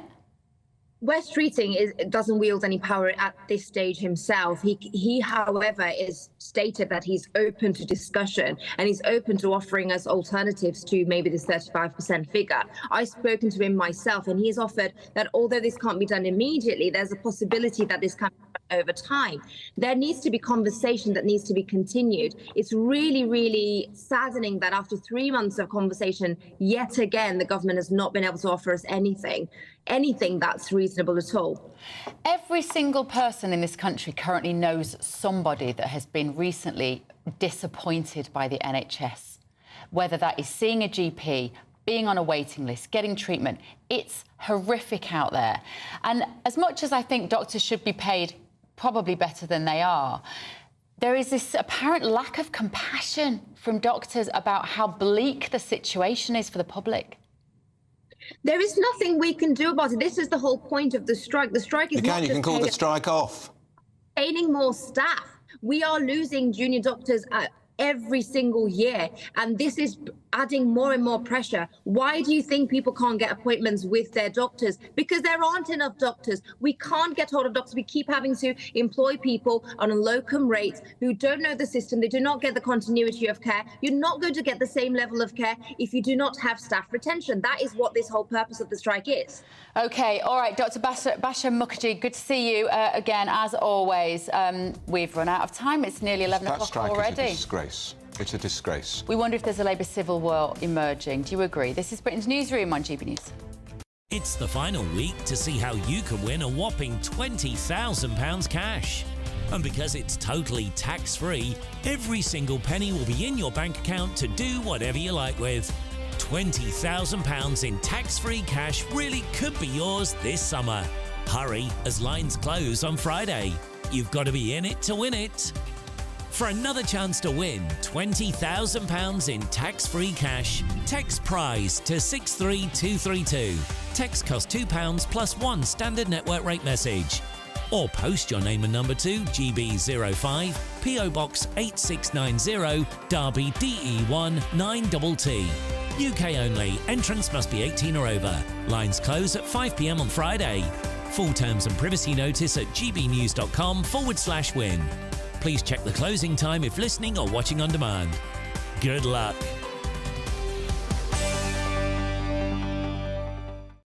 In the GB Newsroom, we bring you the news as it happens. With our team of dedicated journalists across the UK, GB News brings you accurate reporting of the day's topical agenda.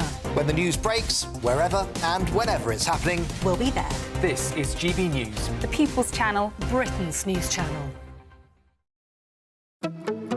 Good afternoon, Britain. Good afternoon, Britain. Weekdays from midday, we bring you the most compelling stories from across the United Kingdom. And why it matters to you. From your doorstep to our inbox. That's right, we want to hear from you. Good afternoon, Britain. Only on GB News, the People's Channel, Britain's news channel.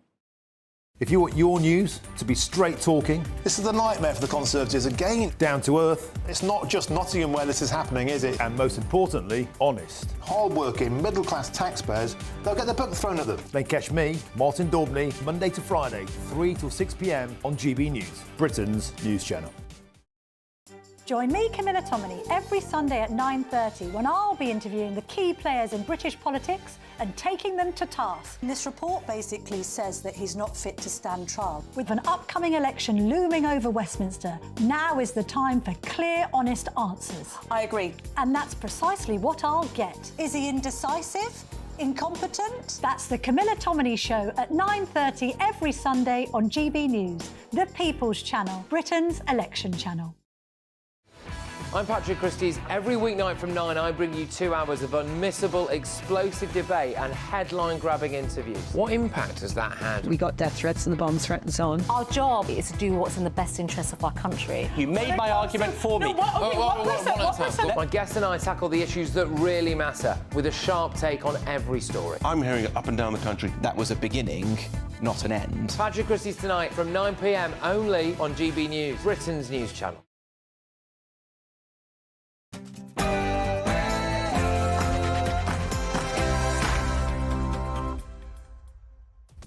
Morning, 11 a.m. on Thursday, the 30th of May. This is Britain's Newsroom on GB News with Andrew Pearce and Bev Turner. Thank you for joining us. So, time up for Diane Abbott, the veteran MP, tells Sir Keir Starmer, "I will not be intimidated," as she fights to remain the MP for Hackney North and Stoke Newington. Lawless Britain, horror on the streets of London. 3 adults are in hospital and 1 child is in a critical condition after a drive-by shooting last night. And booted out for Taylor Swift. Homeless people are being removed from Edinburgh to make room for Taylor Swift fans for her show next month. And sliding into Paris, at it again, the Liberal Democrats are setting out their plans to fund mental health professionals for all England's state schools. And here's their leader on a water slide.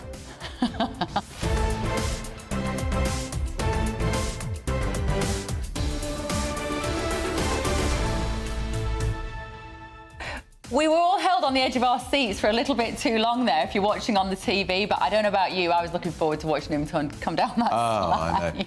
He did look at one point as if he was actually weeing himself. It's not a good look. I think it's brilliant. I have to say, I love this. If Ed Davey can keep doing these every day, it will give us something to chuckle about. True. In this very long election campaign. But are we laughing with Ed Davey or are we laughing at him? Oh, I'm doing a bit of both. He's definitely in on the joke. He definitely knows that he's playing to the crowd and he's raising awareness of clean water. That's why so many, not the kind of water you were talking about, Andrew, but that's why so many of these clips of him involve water parks and paddleboarding and stuff. I think it's good. I like it. Do you? gbnews.com/your say. Let us know your thoughts. First, though, here's Tatiana.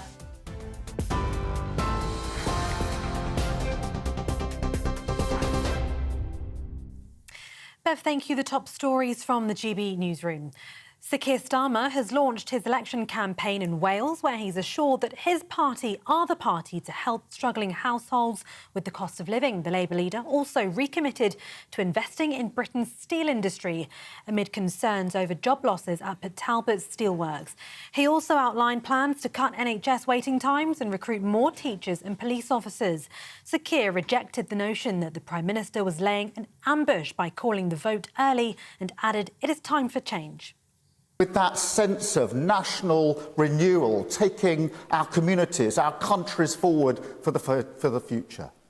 And so I say to you, if you're a family that's been struggling with the cost of living for a long time now, and I mean struggling across Wales, struggling elsewhere, if you're a business that's been absolutely up against it these past few years, Meanwhile, Plaid Cymru is launching its general election campaign at an event in Bangor. The party's leader, Thrin ap Iorwerth, is there promising to keep the Conservatives out of Wales and keep Labour in check. In the brilliant catch-in wager in this new seat of Bangor Aberconwy, we see what Plaid Cymru is made of. Champions of our communities, champions of Wales, people who will always fight against injustice whenever we find it. Meanwhile, the Chancellor has accused Labour of having a secret plan to raise VAT, despite Rachel Reeves ruling it out. In a statement last night, the Shadow Chancellor reaffirmed Labour's commitment not to increase income tax, national insurance or VAT. But Jeremy Hunt accused Ms Reeves of failing to make up her mind. Shadow Chief Secretary to the Treasury, Darren Jones, told GB News the Chancellor isn't being upfront. I mean, that's just not true. I mean, I kind of understand why Jeremy Hunt is trying to confect a story where, oh, you know, the Tories have scored a point against the Labour Party in the election campaign, but it's just not correct.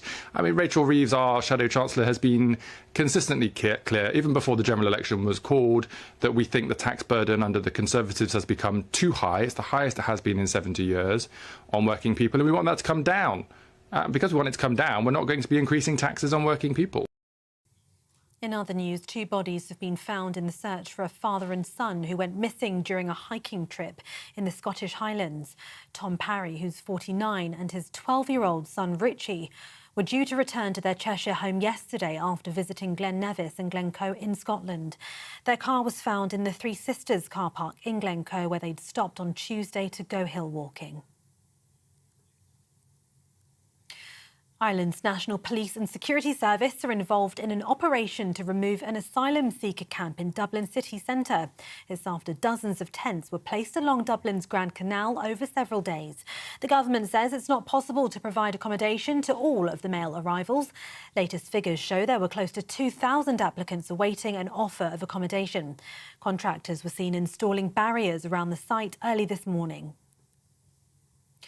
Israel's military says it's taken control of a buffer zone along the Gaza Strip, effectively giving it control over the Palestinian territory's land border. It comes as Israel continues heavy strikes on Rafah, where half of Gaza's population had taken refuge. Israel's offensive has prompted an outcry from global leaders, with an airstrike on Sunday killing at least 45 people. Foreign editor for Jewish News, Jotam Confino, told GB News it's part of Benjamin Netanyahu's effort to contain Hamas. This is where Hamas has been smuggling weapons and other things into Gaza. Israel said they found 20 tunnels that crossed into Egypt. So this is a very significant strategic aim for Israel, that they now control this. And in terms of the political situation, Netanyahu is being bombarded with criticism from left and right. Yesterday, another war cabinet minister said that he has failed miserably in achieving the aims of the war, which is to bring back the hostages and to defeat Hamas. He said he's delusional and that he calls for election also starting September. And a guitar used by John Lennon has become the most expensive Beatles instrument ever sold at auction. The famous 12-string Hootenanny acoustic guitar was found in an attic after it was presumed lost for more than half a century. It sold for £2.3 million to a telephone bidder at the Hard Rock Cafe in New York. Lennon famously performed the song You've Got to Hide Your Love Away on the guitar in the 1965 film Help. For the latest stories, sign up to GB News Alerts by scanning the QR code on your screen or go to gbnews.com/alerts. Now it's back to Andrew and Bev.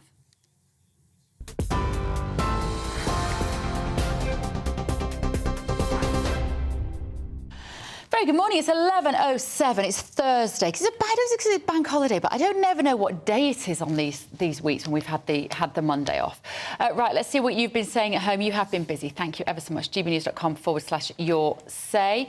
Avril says the junior doctors tell us an average weekly wage, and we can make a decision. I think that's a really good point. We talk about this 35%, 30. You know. Yeah. It's hard to... Well, some junior doctors are on 90,000. Not all of them, but some are. Because they're junior doctors until they reach the level of consultant. They're not junior, many of them. David says, I would just like to say that I will not be voting in the general election because I was only going to vote for Nigel Farage. The rest of these so-called leaders are compulsive liars, and that is my opinion. anyway. So that's a vote lost for reform. Yeah, it's going to be... I'd love to see a bit of polling on how Nigel's decision not to stand has actually affected the support. He was the biggest beast in reform's jungle. Of course he was, and a lot of people were sort of pinning their hopes on him standing for them.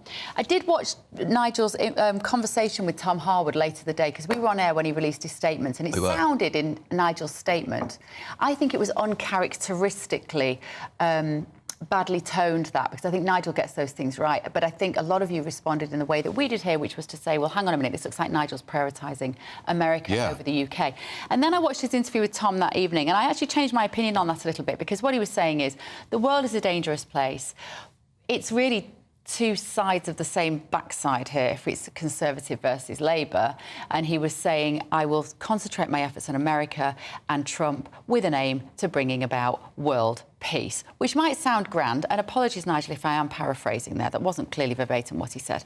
But I thought he made a good case, actually, as to why he would support reform for 6 weeks and then turn his attentions to America. But I know that a lot of you at home feel disappointed by that.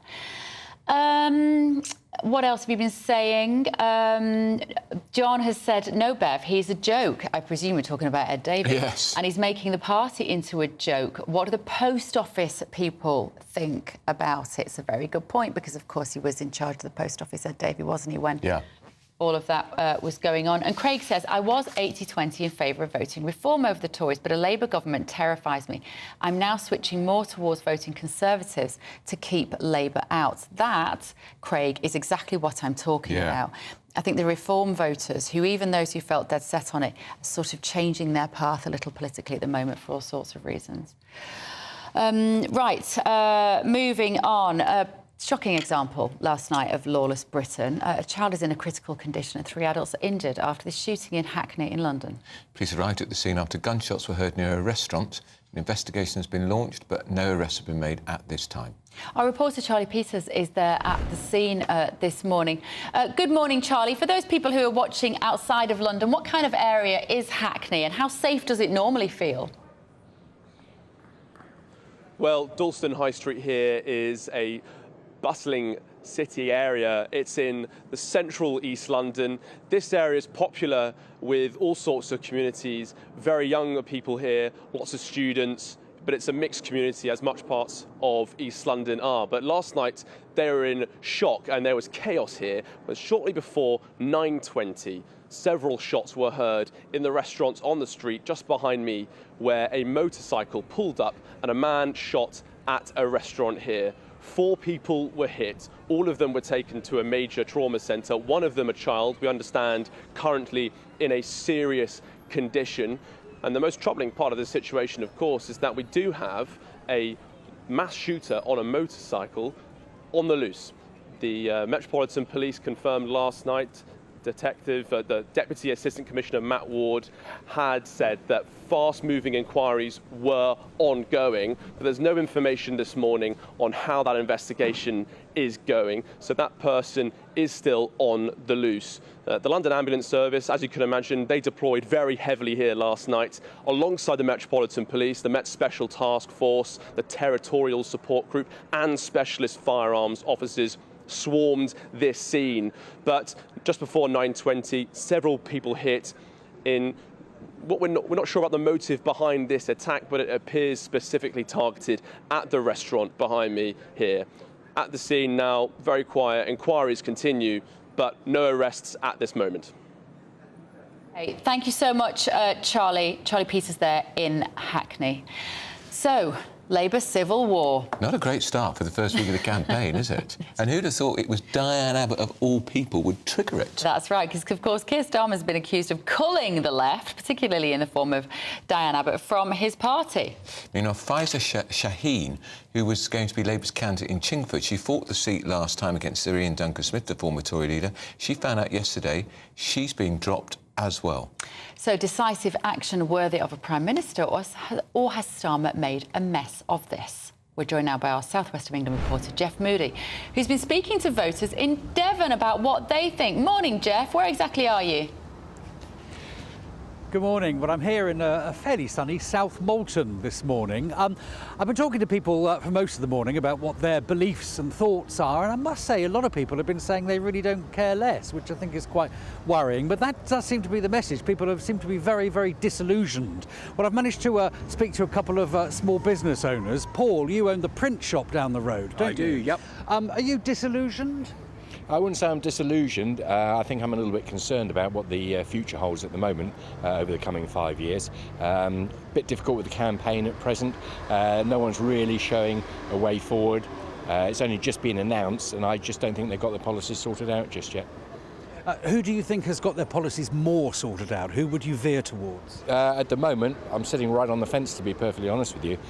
In North Devon here, it's a very strong Liberal Democrat area, and so they will be campaigning hard. The seat here in North Devon is held by the Tory candidate. So it's really a two-horse race here, but it's just nobody is yet really. There's a lot coming out from Rishi Sunak at the moment, but it's almost knee-jerk and headline-grabbing policies. Nothing really that affects us here as a small business owner. Okay, thank you very much. Well, David, you work in the insurance. You run the insurance company just across the road, don't you? Has anything? What stands out for you so far? So far, I think it's a bit of a slow burner. It's easy for the incumbent government to elaborate on policies and bring out new policies. Obviously, the opposition are waiting for their manifesto launch, and then they'll sort of flesh out their policies. So it's early days for us, the electorate, and us as business owners to judge, who and where we should put our vote and our trust. And trust and integrity is a big issue in this. As a business owner, what are the main issues, do you think? What are you looking for from the parties? I think it's stability. In all honesty, we've gone through an unprecedented period, what with the pandemic, COVID. We've got a European war going on currently. These outside factors have really affected our economy and the environment that we're, as businesses, are having to work within, both as a small business, and we are a small business, but the larger conglomerates as well. So it is that stability. We need a period of stability where hopefully we can then plan and invest and go forward. Paul, we saw a very shaky start from Rishi Sunak out there in the pouring rain with "things can only get better" blaring in the background. But since then, the Tories have sort of taken control a little bit, haven't they? They lead the agenda at the moment in terms of policy. They release policy. That's what people are talking about throughout the day. Is that how you feel, that they've turned a corner in their campaign? They've turned a corner in their campaign, and they're releasing a lot of policy, but they've been in power for a long time. And suddenly they're coming out with lots of new policies. Well, why hasn't some of this fed through in the past 14 years? It's a bit like somebody coming into my shop and saying, well, what's the best price you can give me? So I give them the best price, and they say, well, I'll get it cheaper down the road. And then I come back and say, well, actually, I'll do it a bit cheaper. Do it from the start. Don't come in a little bit later on and trying to entice people in. So I think that's my concern, and David's already said about it. It's also a degree of credibility. We really need to have some focus, and particularly here in North Devon, we've got a big problem. Actually, it sounds mad, but we've got a big problem with lack of dentists. We don't have access to a dentist in this town, really, an NHS dentist, but also this road network. The road network is in a terrible state down here, and that's playing big on electorate mind. Everyone here, more or less, drives a car, or certainly uses the road, but they are just crumbling. They're not potholes anymore. The roads are actually worn out. So I think whichever government comes in, whichever party comes in, they need to have a credible plan to actually increase significant funding, not just to Devon County Council, but to all county councils, because they've been starved over the past 12 years of necessary funds. Okay. David, Labour is now saying they're the company for business. Is that how you feel it? Do you feel that they've turned a corner, that they've turned a page and are now a credible force when it comes to business? I certainly think they've moved more to the centre to become more electable. Whether or not that actually means they're the party for business, it's too early to say. So many of their policies haven't been announced. I'm assuming that that those who are of higher pay grade than myself have factored in a Labour victory, and that the banks and the markets have factored that all in and ready for it. So I can't say that Labour necessarily are for businesses for the future. And touching on what Paul said, you know, the Conservatives have been in 14 years. I agree, but at the same time, Rishi's only been in power for the last couple of years type thing, and his influence is now coming to the fore. Very bold to go early. I thought he would go in the autumn when there's a bit more momentum to the recovery, lower interest rates, electricity bills, fuel bills come down, that sort of thing. But he's gone early. I think he's a man of integrity, more so than his predecessors, but he's picking up that poison chalice. So, you know, that's his bed, and he's got to lie in it and work with it. So we move on from there. Gentlemen, thank you both very much indeed. Integrity seems to be the word that's coming out of this chat. As to who has the most integrity, we don't know at this stage, but I'll hand you back now. If you are in the area, if you're in South Molton, in North Devon this morning, do come along and tell us what you think. But for now, back to you. Thank you, Jeff. How lovely. I'd love to be in Devon today. And isn't it brilliant? I love hearing what the public think. They're always so smart, aren't they? They're all tuned They're in. not in the bubble, which we probably spend too much time in. Yeah? I'll speak for yourself. Right, still to come. Almost £29 million was lost in courier fraud last year. How can we stop fraudsters from targeting particularly the elderly? You don't want to miss this. It's Britain's Newsroom on GB News.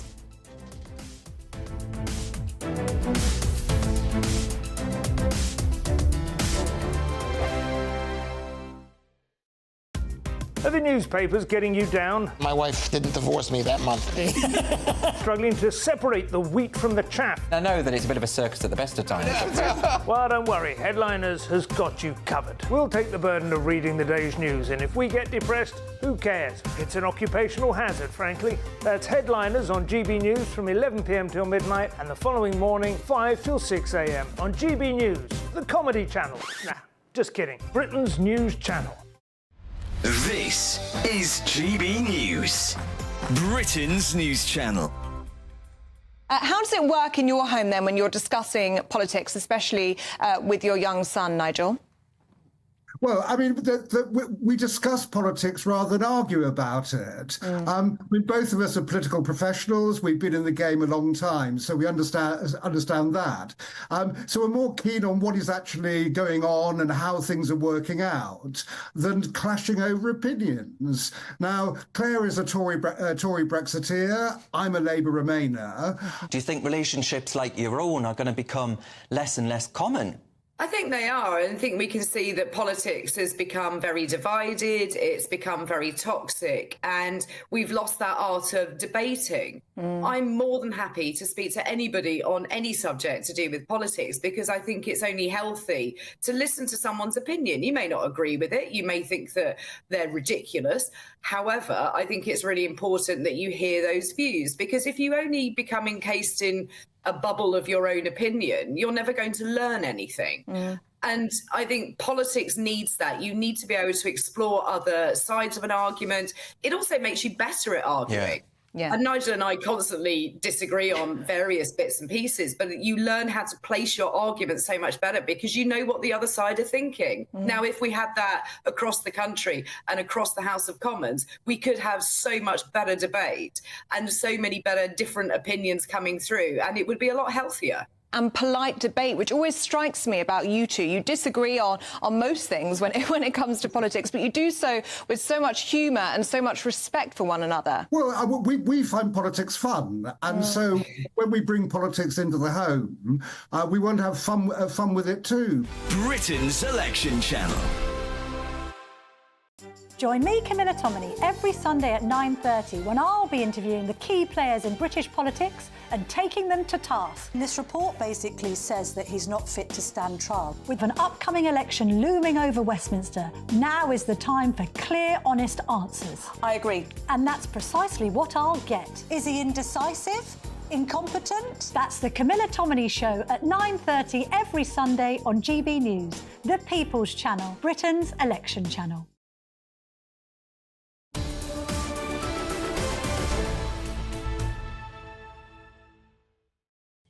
11:22 with Britain's News on GB News with Andrew Pearce and Bev Turner. We have the panel back. Carol Malone is here. Jonathan Liss is here.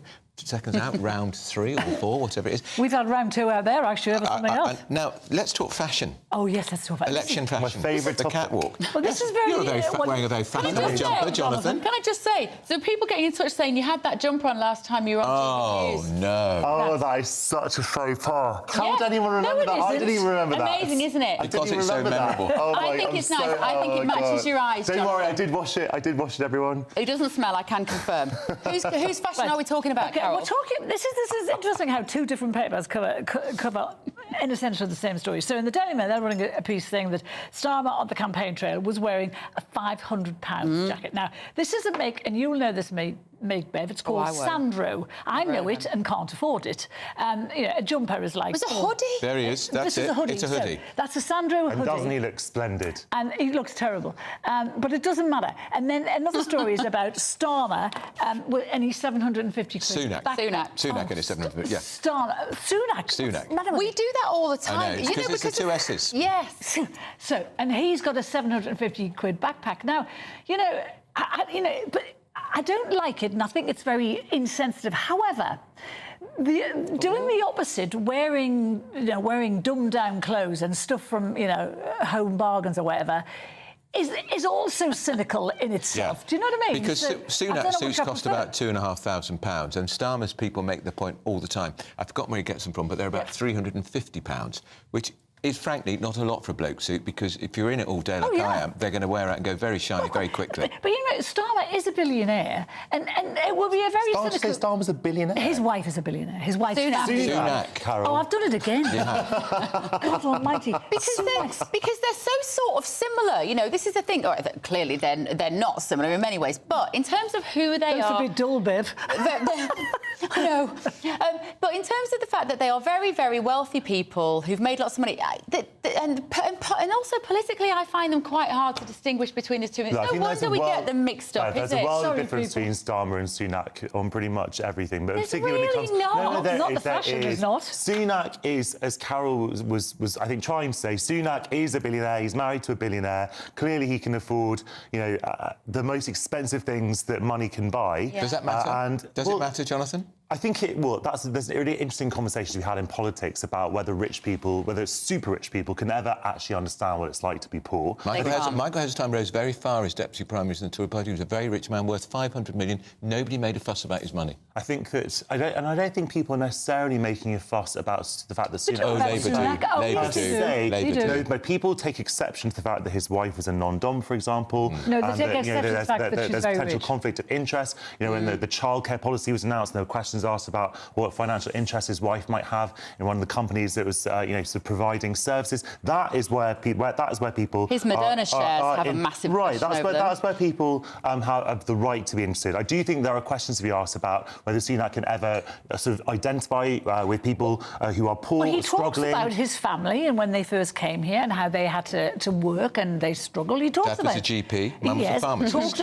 I mean, that's not such a big struggle. And some people sitting at home on, who are on low-paid jobs would not... If you're a doctor, it's not a big struggle. But I do think to do the opposite is very cynical. To dress down, to wear cheaper clothes to try and connect to people. You connect to people with the way you talk to them. You connect to people when you talk to them about their life experiences. And to be honest, the jackets and stuff, I don't think it matters. It's a particularly British thing. I wouldn't have thought American politicians are given the same scrutiny about the type of There's so much more money in everything in America. Are amazing. American politics is so much more moneyed. I mean, the amount of money that is spent in American elections there's no limits, completely eye-watering. I mean, we have limits here, thank God. But also, people earn about 3 times more, 2 or 3, at least 2 or 3 We're very interested in social class but in this country, Of course, we still get excited about what the women politicians are wearing. Absolutely. There's, Remember Theresa May, the £900 Amanda Wakely trousers that were on for weeks? And all our shoes. They were all 300 quid a pair. Yeah. There's a balance between what Carol's saying about dressing down in a kind of cynical way and wearing, incredibly expensive clothes that are going to make people, rub people's nose in it. Would you wear a £500 hoodie if you could afford it? Well, I'm very unhappily saying that I can't afford it, Andrew. I'm just saying if I could, and in the right situation, then I want to dress up, then sure. There's no right situation, John. There's someone gifts you a 500 quid gorgeous jacket. Of course you're going to wear it. I wouldn't wear necessarily a £500 jacket if I thought it was going to get damaged anyway. But I really don't think it's a very big story that Starmer was wearing a jacket that he likes. I think ultimately people should wear clothes they really like. Yeah. If they can afford slightly more expensive clothes, there's not doing anyone any harm. I just wish Rishi Sunak would wear suits that fit. Those trousers are irritating half but of that his leg to try and make it look taller. Rishi Sunak backpack on the train, going to Cornwall, that was cringe. That's not the same as Starmer wearing a nice jacket. He probably didn't buy it himself. Yeah, it's probably a present from his wife. Yeah, talking of class, let's look at what's going on with the Taylor Swift concert, Jonathan. Homeless people are being moved out of hotels, are they, to accommodate Taylor Swift concert goers? Yeah, there's a shortage of hotel rooms in Edinburgh, and so a lot of the hotel rooms that would have been used by the council for short-term accommodation for the homeless have now been sort of given over to people coming for the concert, and so homeless people have been taken to, I think, Aberdeen and Glasgow. So they've not been kicked out on the street, they've just been taken to another city and put in a hotel. Look, there is such an important conversation to have about the way this country and councils treat homeless people. And I think just the political point, I suppose, is that what we saw during COVID is that the people can sort out homelessness. We can deal with homelessness. When it becomes a national public health issue, homeless people were taken off the streets and given housing. It's not a political priority, and that's why people are still on the streets. But that's the Scottish Government's fault. What do you think, Malone? they think it's the Scottish Government's fault. I mean, they're always trying to blame everything that's happening in Westminster, but the Scottish Government is devolved. They have massive problems in the health service, in housing, in homelessness, in drug taking, the highest drug capital of Europe. So yeah, that's their fault. But can we talk about these junior doctors? We just got to read a statement from Scotland, which comes from the council. There it is. All right. They say about kicking out the homeless, we use it reluctantly as a last resort. We're aware of the situation. We're working with the affected households to find appropriate alternative accommodation. Pretty brutal, isn't it? But Taylor Swift is much more important. Yes, thank you very much. Taylor Swift, I wouldn't be surprised if she invites them all to the concert. Yeah, because she's got very good PR. Well, if she does that, I'd good for her, to be honest. Yeah. Doctors, Malone. Let's talk about these junior doctors. Now, I find this story astonishing. So they've called a strike just days before the election. Now, I spend a lot of time on television arguing with junior doctors who always pretend they're on the bone for their backside, and they're really not. In a third, fourth year, they're on 65 grand a year, which is not bad. However, they've called the strike, and they spend their whole life saying this is not political, this is not about smashing the Tories, and this is the most cynically political move you can possibly imagine. And Starmer will not condemn them. He said, I don't want these strikes to go ahead. That's not the same as condemning them. However, don't tell me there hasn't been some collusion here between the Labour Party and the British Medical Association, which is highly political. They're doing this on purpose. And I just think, they're using patients as pawns in their fight to hurt the Tories, to smash them out of government altogether. This is vulnerable, sick, a lot of them elderly people who have been waiting for operations like cataracts because they're going blind, and knee ops because they can't walk. And all of those operations are going to be shelved yet again. 1 million cancelled appointments and operations because of these strikes. It's the most cynical, vile move. What I would say is, it's basically my opinion is conditional. If there is truth in what the Health Secretary says, that she is unable to negotiate with the doctors during the purdah period, the pre-election purdah period. They're not going to write a cheque a week before the election, Jonathan, for God's sake. Well, if that's true, that the government is unable, that its hands are tied, then government stops. Government stops. The civil service has gone into purdah. Government doesn't stop. Civil services in government purdah. Continues. There is still a minister in every department, but obviously civil service is not allowed to do overtly political things. Obviously, Parliament's not. But you are aware they've had a pay rise, aren't you? You're aware that they've had a pay rise that for some is the equivalent to 8.1% and for others the equivalent to 10-point-something%. So they've had a pay rise, which they took, and they carried on striking. Carol, the pay rise they had is not covering for the amount. This is nonsense. What about the point?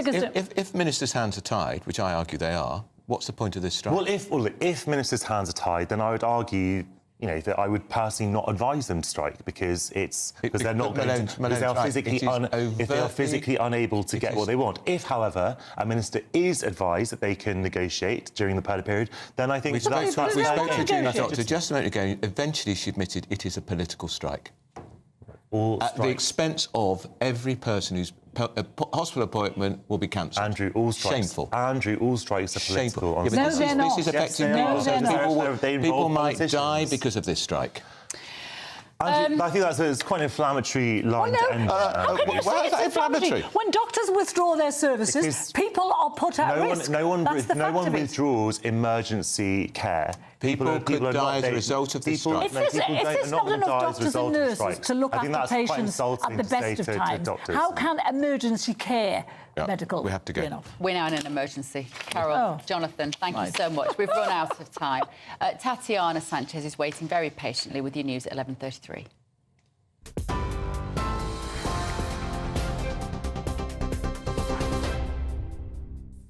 Bev, thank you. The top stories. Sir Keir Starmer has launched Labour's election campaign in Wales, promising to help struggling households with the cost of living. The Labour leader also pledged to fight for the future of steel in Wales amid concerns over job losses at Talbot Steelworks. He also listed the 6 pledges that Labour's making in its campaign, including delivering on economic stability and cutting NHS waiting times. Sir Keir rejected suggestions that he'd been ambushed by an earlier-than-expected election, saying that it's time for change. With that sense of national renewal, taking our communities, our countries forward for the future. And so I say to you, if you're a family that's been struggling with the cost of living for a long time now, and I mean struggling across Wales, struggling elsewhere, if you're a business that's been absolutely up against it these past few years, if you've been serving your country or serving your communities, then this election is for you. Meanwhile, Plaid Cymru is launching its general election campaign at an event in Bangor. The party's leader, Thrin ap Iorwerth, is there promising to keep the Conservatives out of Wales and keep Labour in check. In other news, 2 bodies have been found in the search for a father and son who went missing during a hiking trip in the Scottish Highlands. Tom Parry, who's 49, and his 12-year-old son Richie failed to return to their Cheshire home yesterday. Police inquiries are ongoing, but the circumstances are not believed to be suspicious. For the latest stories, sign up to GB News Alerts by scanning the QR code on your screen or go to gbnews.com/alerts.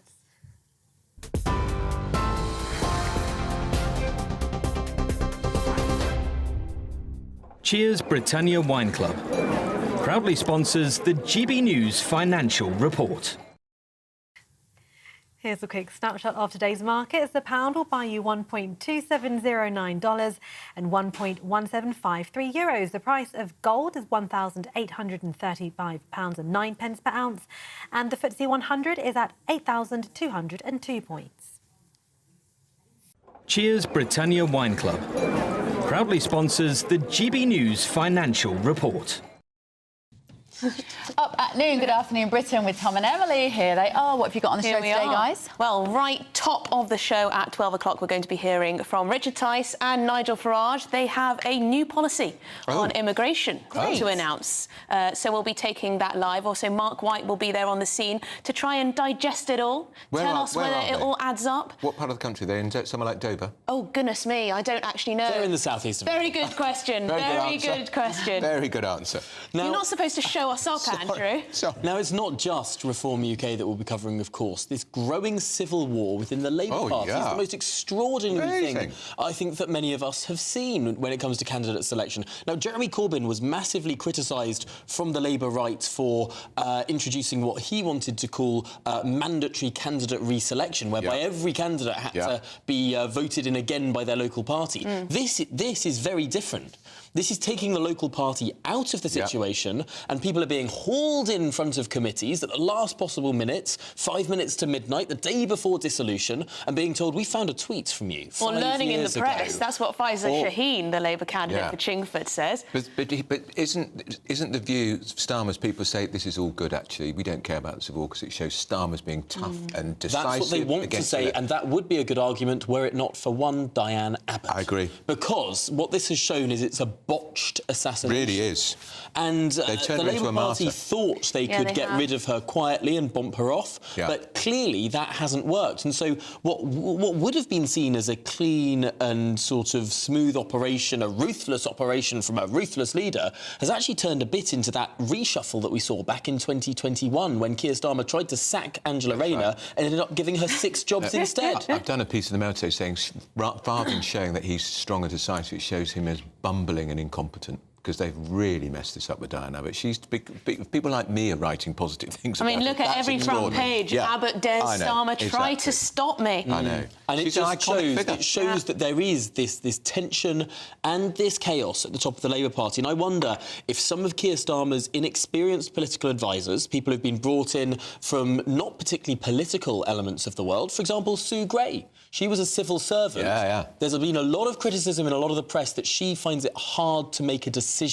And could this sort of indecisiveness at the top of the Labour Party play... But I wonder... Civil servants never make decisions. To the general public, though, perhaps people will look fondly on this. Here's a quick question. They'll think Keir Starmer's doing the right thing. Which political party do you think has the most followers on TikTok? The Labour Party. Reform. Really? There's something for your press conference. Yeah, Reform have got 125,000 followers on TikTok, and Labour have got 108,000 followers. Although Bev, I looked at an analysis of the number of views that these parties were getting. Labour launched their TikTok account only a few months ago, whereas Reform's had it for more than a year. And Labour have launched a small number of videos, but each one of them have got many, many more views. So tens of millions of views on these videos on TikTok. But I must say, on TikTok, underneath every Labour video, it's vote Reform, vote Reform, vote Reform. They're very, very...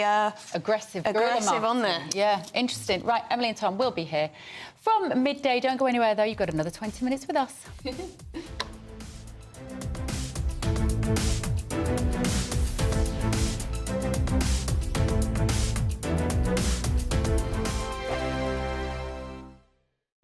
This is GB News, Britain's news channel.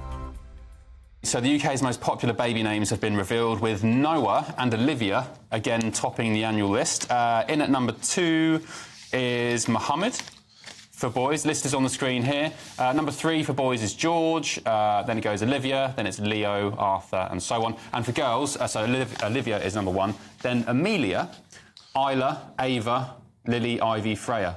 There we go. Any of those names take your pick? Where's Dawn, by the way? Well, yeah, there's on the Telegraph website, right, there's a really good way linked into this where you can actually put your name into the search engine, and these are names from 2022, by the way, and it tells you how common your name was. And I did put Dawn in. It's never been that popular. Can't think why. And there were only 5 babies named Dawn in 2022. Really? That's surprising. It's not a full confession here, right? My middle name, Mum, I hate you, is Maureen. Why is everyone laughing? My middle name is Maureen, which is a good old-fashioned East End name, and that has completely died out. There were no babies named Maureen. Well, it's interesting, isn't it? Names like Keith, for example, Peter. Would you call a baby these days Keith or Ian? Baby Ian? Without a doubt. I feel like I'm in a persecuted minority, you see, because later on, when I'm watching the boxing with Terry, Steve, Mick, Phil and Kev, right, and Peter, there are no such names featuring in this list. We are dying out. Our names will soon be gone forever, and I feel victimised by it. Likewise, I should think we should start a campaign group and go on a protest march through London. Hans, what do you make about Mohammed being number 2 for boys' names? You know, I'm not going to comment on people. You know, they're going to call what they want to call. What I find interesting is people that do double barrel because they can't decide, and you know, a lot of people do that, and that's a bit difficult because I think you should just pick a name. You know. I tell you names that are falling down the list though: Harry and Meghan.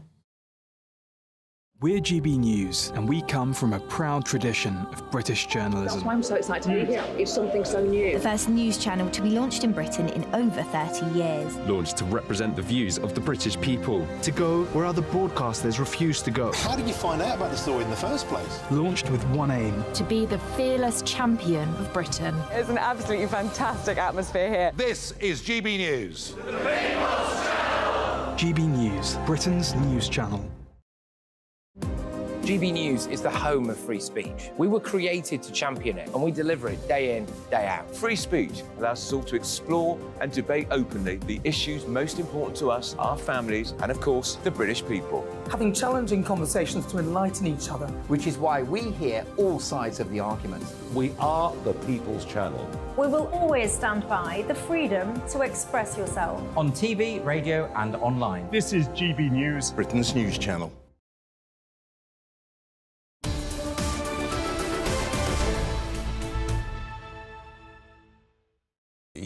...5 weeks to the election. 35 days to go. Is that why I'm exhausted? Because I have to say, this week has felt very long and it's only been a 3-day week for us so far. 35 days. And they used to take Sunday off. They don't anymore. Because there was that view, you have to respect the Sabbath. So it's 7-day week we've got this. And I would say, actually, the Tories had a terrible start with, what's-his-face singing in the rain outside number 10 with no brolly, Rishi off his trolley, or brolly. But I think Labour have had a bad week. I feel like I need to apologise to the viewers and listeners for the fact that we got 5 more weeks. But I have to say, I am quite enjoying it. And I do hope you're enjoying our coverage, because we were sort of treading water politically for such a long time, weren't we, really? The whole of this year, waiting for this announcement. Yeah, and it did surprise us. And, I mean, if you remember, when we were here last Wednesday, it was beginning to break in the morning. We thought, yeah. But he did. And Stephen has said, I've just caught you snacking. Sorry. Have you got a food trolley behind you? Well... No, it was just a croissant. It was wicked Matt in the gallery trying to humiliate me. We get very hungry doing this job, you know. We sit here... It is our Thursday treat. We have a croissant, courtesy of Miss Turner. Well. So that's all very nice. I buy the biscuits all week. You're all very welcome. I get 2 a day if I'm lucky. Yeah. Talking of looking silly, and also talking about croissants, because I'm sure you'll have something to say about this, Andrew. Here's Ed Davey. Here we go again. He was at a water slide park. What a sight. Coming down the water slide in his bright yellow inflatable See what I mean? It looks like he's weeing himself. Well, that's what... Sorry, have you been on a water slide? Look. Have you ever been on a water slide, Andrew? No, and I'm never going on one. God, I would pay good money to see you come down a water slide. It's not happening. Oh, please, let's do an outside broadcast. Is he going to do a gimmick a day? I hope so, because I have to say, for one, I'm really enjoying Ed Davies. I wonder if we can find the clip of him cycling down a hill and then he starts using his legs like he was on a windmill. It's not a very elegant look. You know what? He knows that Liberal Democrats were not going to get talked about in this election campaign. Labour, Conservative, and actually quite a bit of reform. Because they're not in the debates either, because it's only 2 people can be Prime Minister in the next election. After election, it's Sunak or Starmer. So why would you have the Lib Dems in the debate? So he's doing what he can only do, which is to say, we know we're a bit of a joke as a party. We know we've slipped down your radar, so I'm going to slip down a few slides and hopefully get back on the talking points. And it's working. He's in the papers. We're discussing it. We're finding it very entertaining. Yeah. Will it translate to votes? I think it probably will. Yeah, well, the polls pretty much haven't changed. One poll cut the Tory Labour lead from 15 to 12, but most polls still put Labour about 20 points ahead, Lauren. which means they're heading for a very big majority. Lauren's saying we love Andrew and Bev. Oh, here we go. Now, here's Ed Davies' gimmick yesterday. Look at him on the... What's he doing that for? If you're listening on the radio, he's flapping his legs like he's on a windmill. He's becoming like a character out of Benny Hill. Yeah, look at that. If you're old enough to remember Benny Hill. I wouldn't have been... I'm sorry to say it, but if he'd fallen off his bike, it would have been a hoot. He's got his helmet on. Don't give him ideas. I can promise you. I know. He will. And cyclists are a menace, and he's proving what a menace he is. He can't control a bike. How can he control the economy? I think it's great. I'm really enjoying the Liberal Democrat contribution to this election. Whether it makes you listen to what they have to say, that's up to you, isn't it? What can you say? GBNews.com/your say. Right, still to come. A stark warning has been issued to pensioners after almost £29 million was lost in courier fraud last year. We're going to be joined in a minute by an ex-police officer who specialises in keeping people safe online. We'll explain all in just a moment. Don't go anywhere. This is Britain's Newsroom. Hi there and welcome to the latest forecast from the Met Office for GB News. A lot of cloud today with some heavy showers around, but also some brighter spells, particularly towards the north and northwest. Higher pressure is building in, but it's taking its time. Low pressure still with us.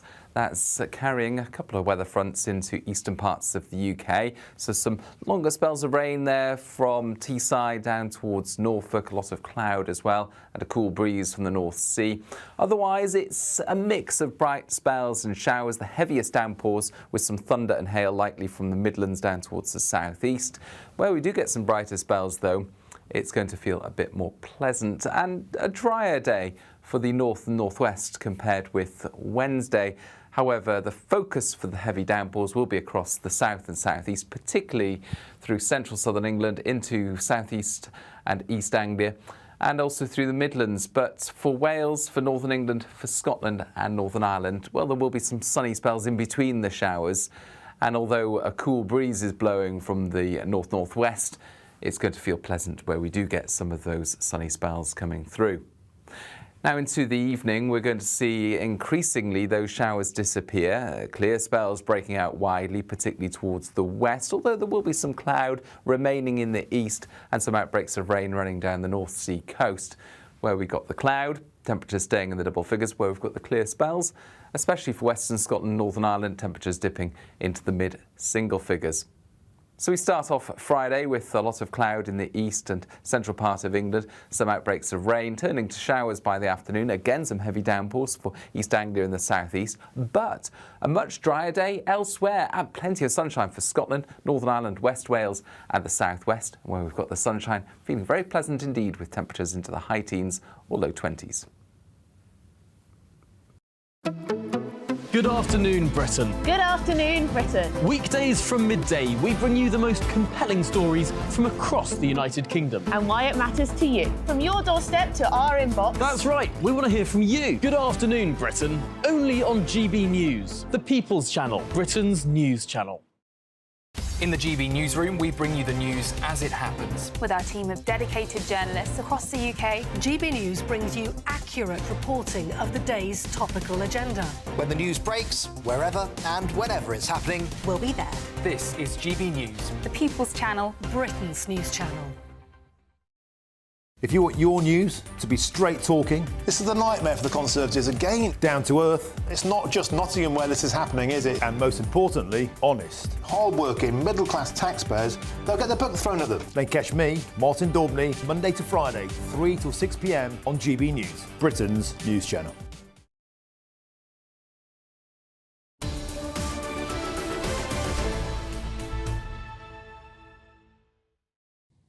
You're with Britain's Newsroom on GB News with Andrew Pearce and Bev Turner. Lots of you been getting in touch.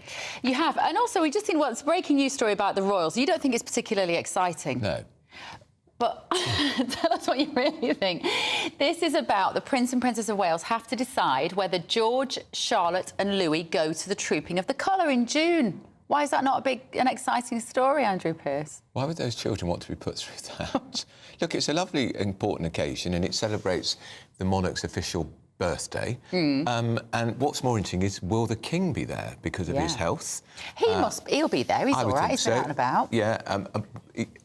Ordinarily, he would be horseback because the Queen used to do it horseback. But and of course they're rehearsing for it today too. But whether the children are there is interesting.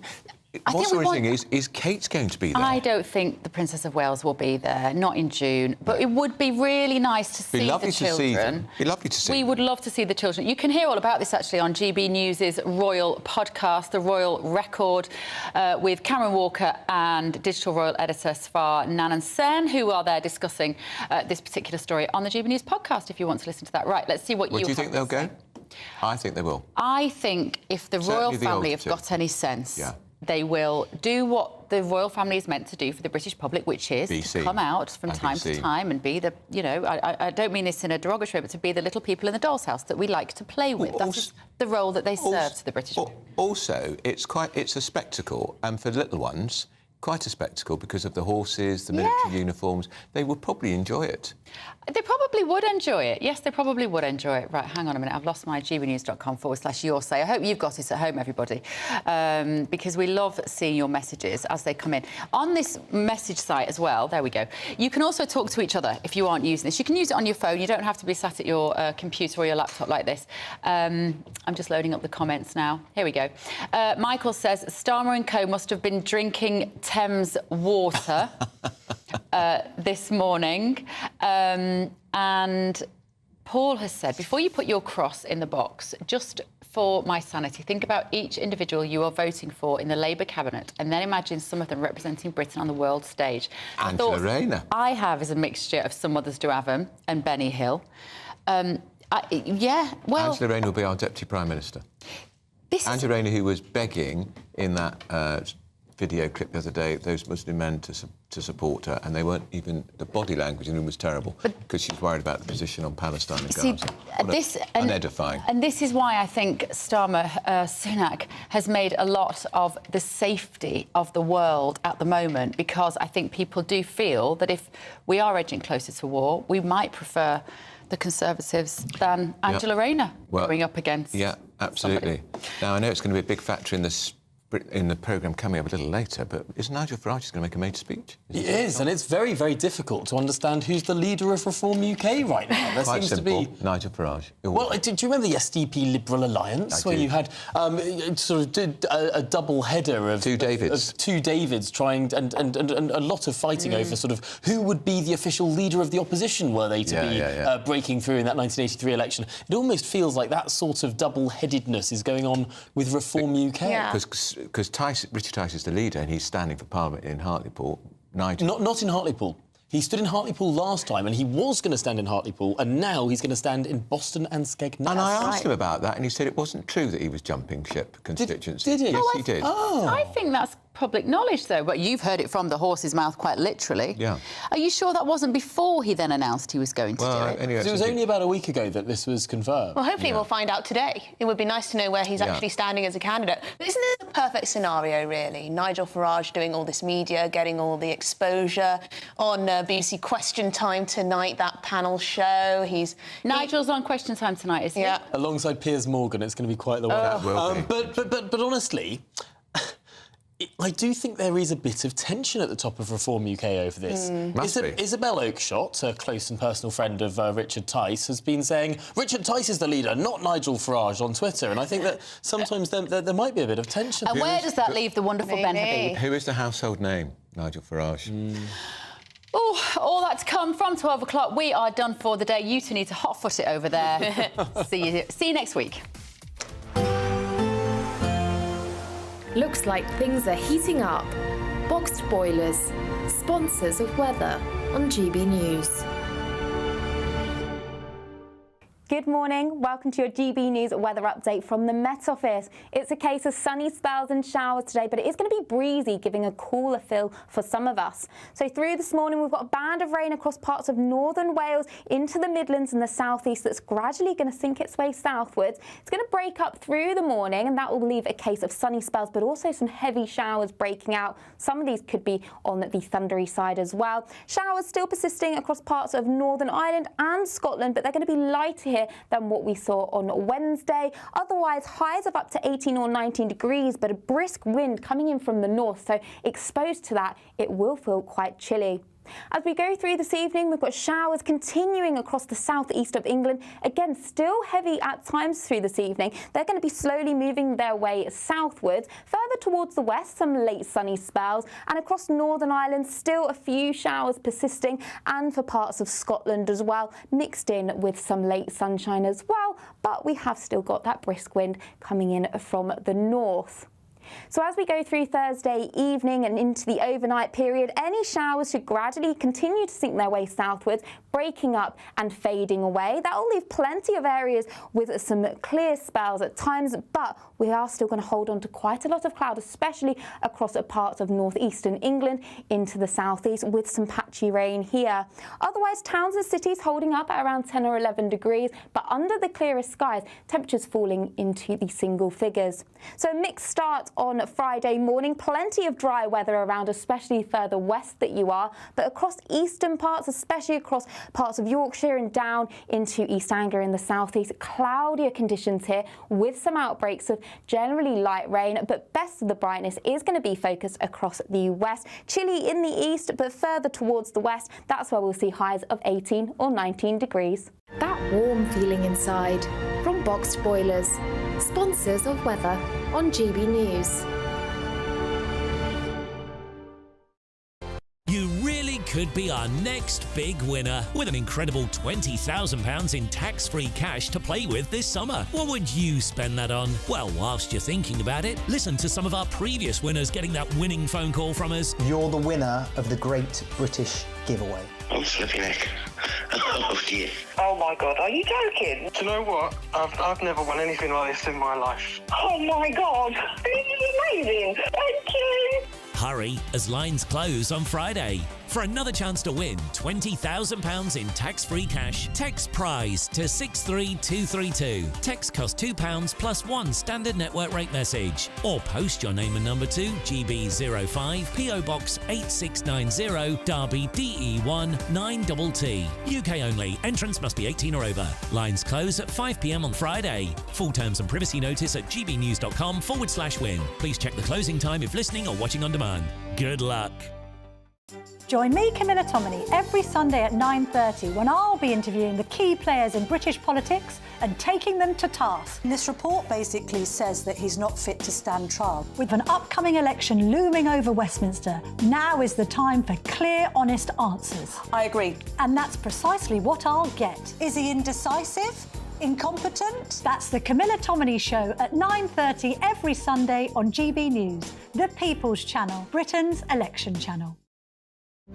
GB News is the home of free speech. We were created to champion it, and we deliver it day in, day out. Free speech allows us all to explore and debate openly the issues most important to us, our families, and of course, the British people. Having challenging conversations to enlighten each other. Which is why we hear all sides of the argument. We are the People's Channel. We will always stand by the freedom to express yourself. On TV, radio and online. This is GB News, Britain's news channel.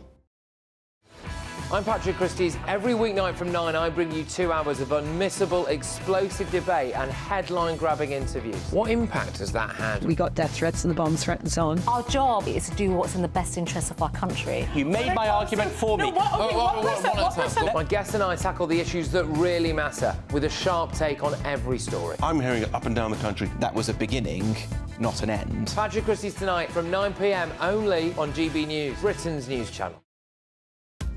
Are the newspapers getting you down? My wife didn't divorce me that month.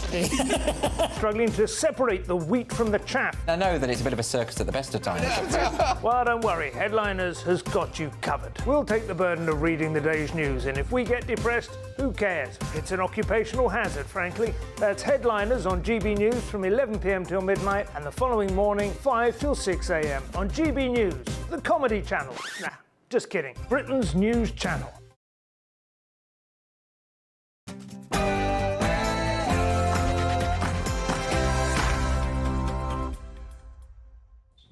Good afternoon, Britain. It's 12 o'clock on Thursday, the 30th of May. I'm Tom Harwood. And I'm Emily Carver. Now, Richard Tice and Nigel Farage are set to make their first big policy announcement on immigration. But there are growing divides within the party over a potential deal with the Tories. And Labour civil war, Keir Starmer is accused of culling left-wing candidates. But with Diane Abbott hanging in the balance, has he botched his own purge?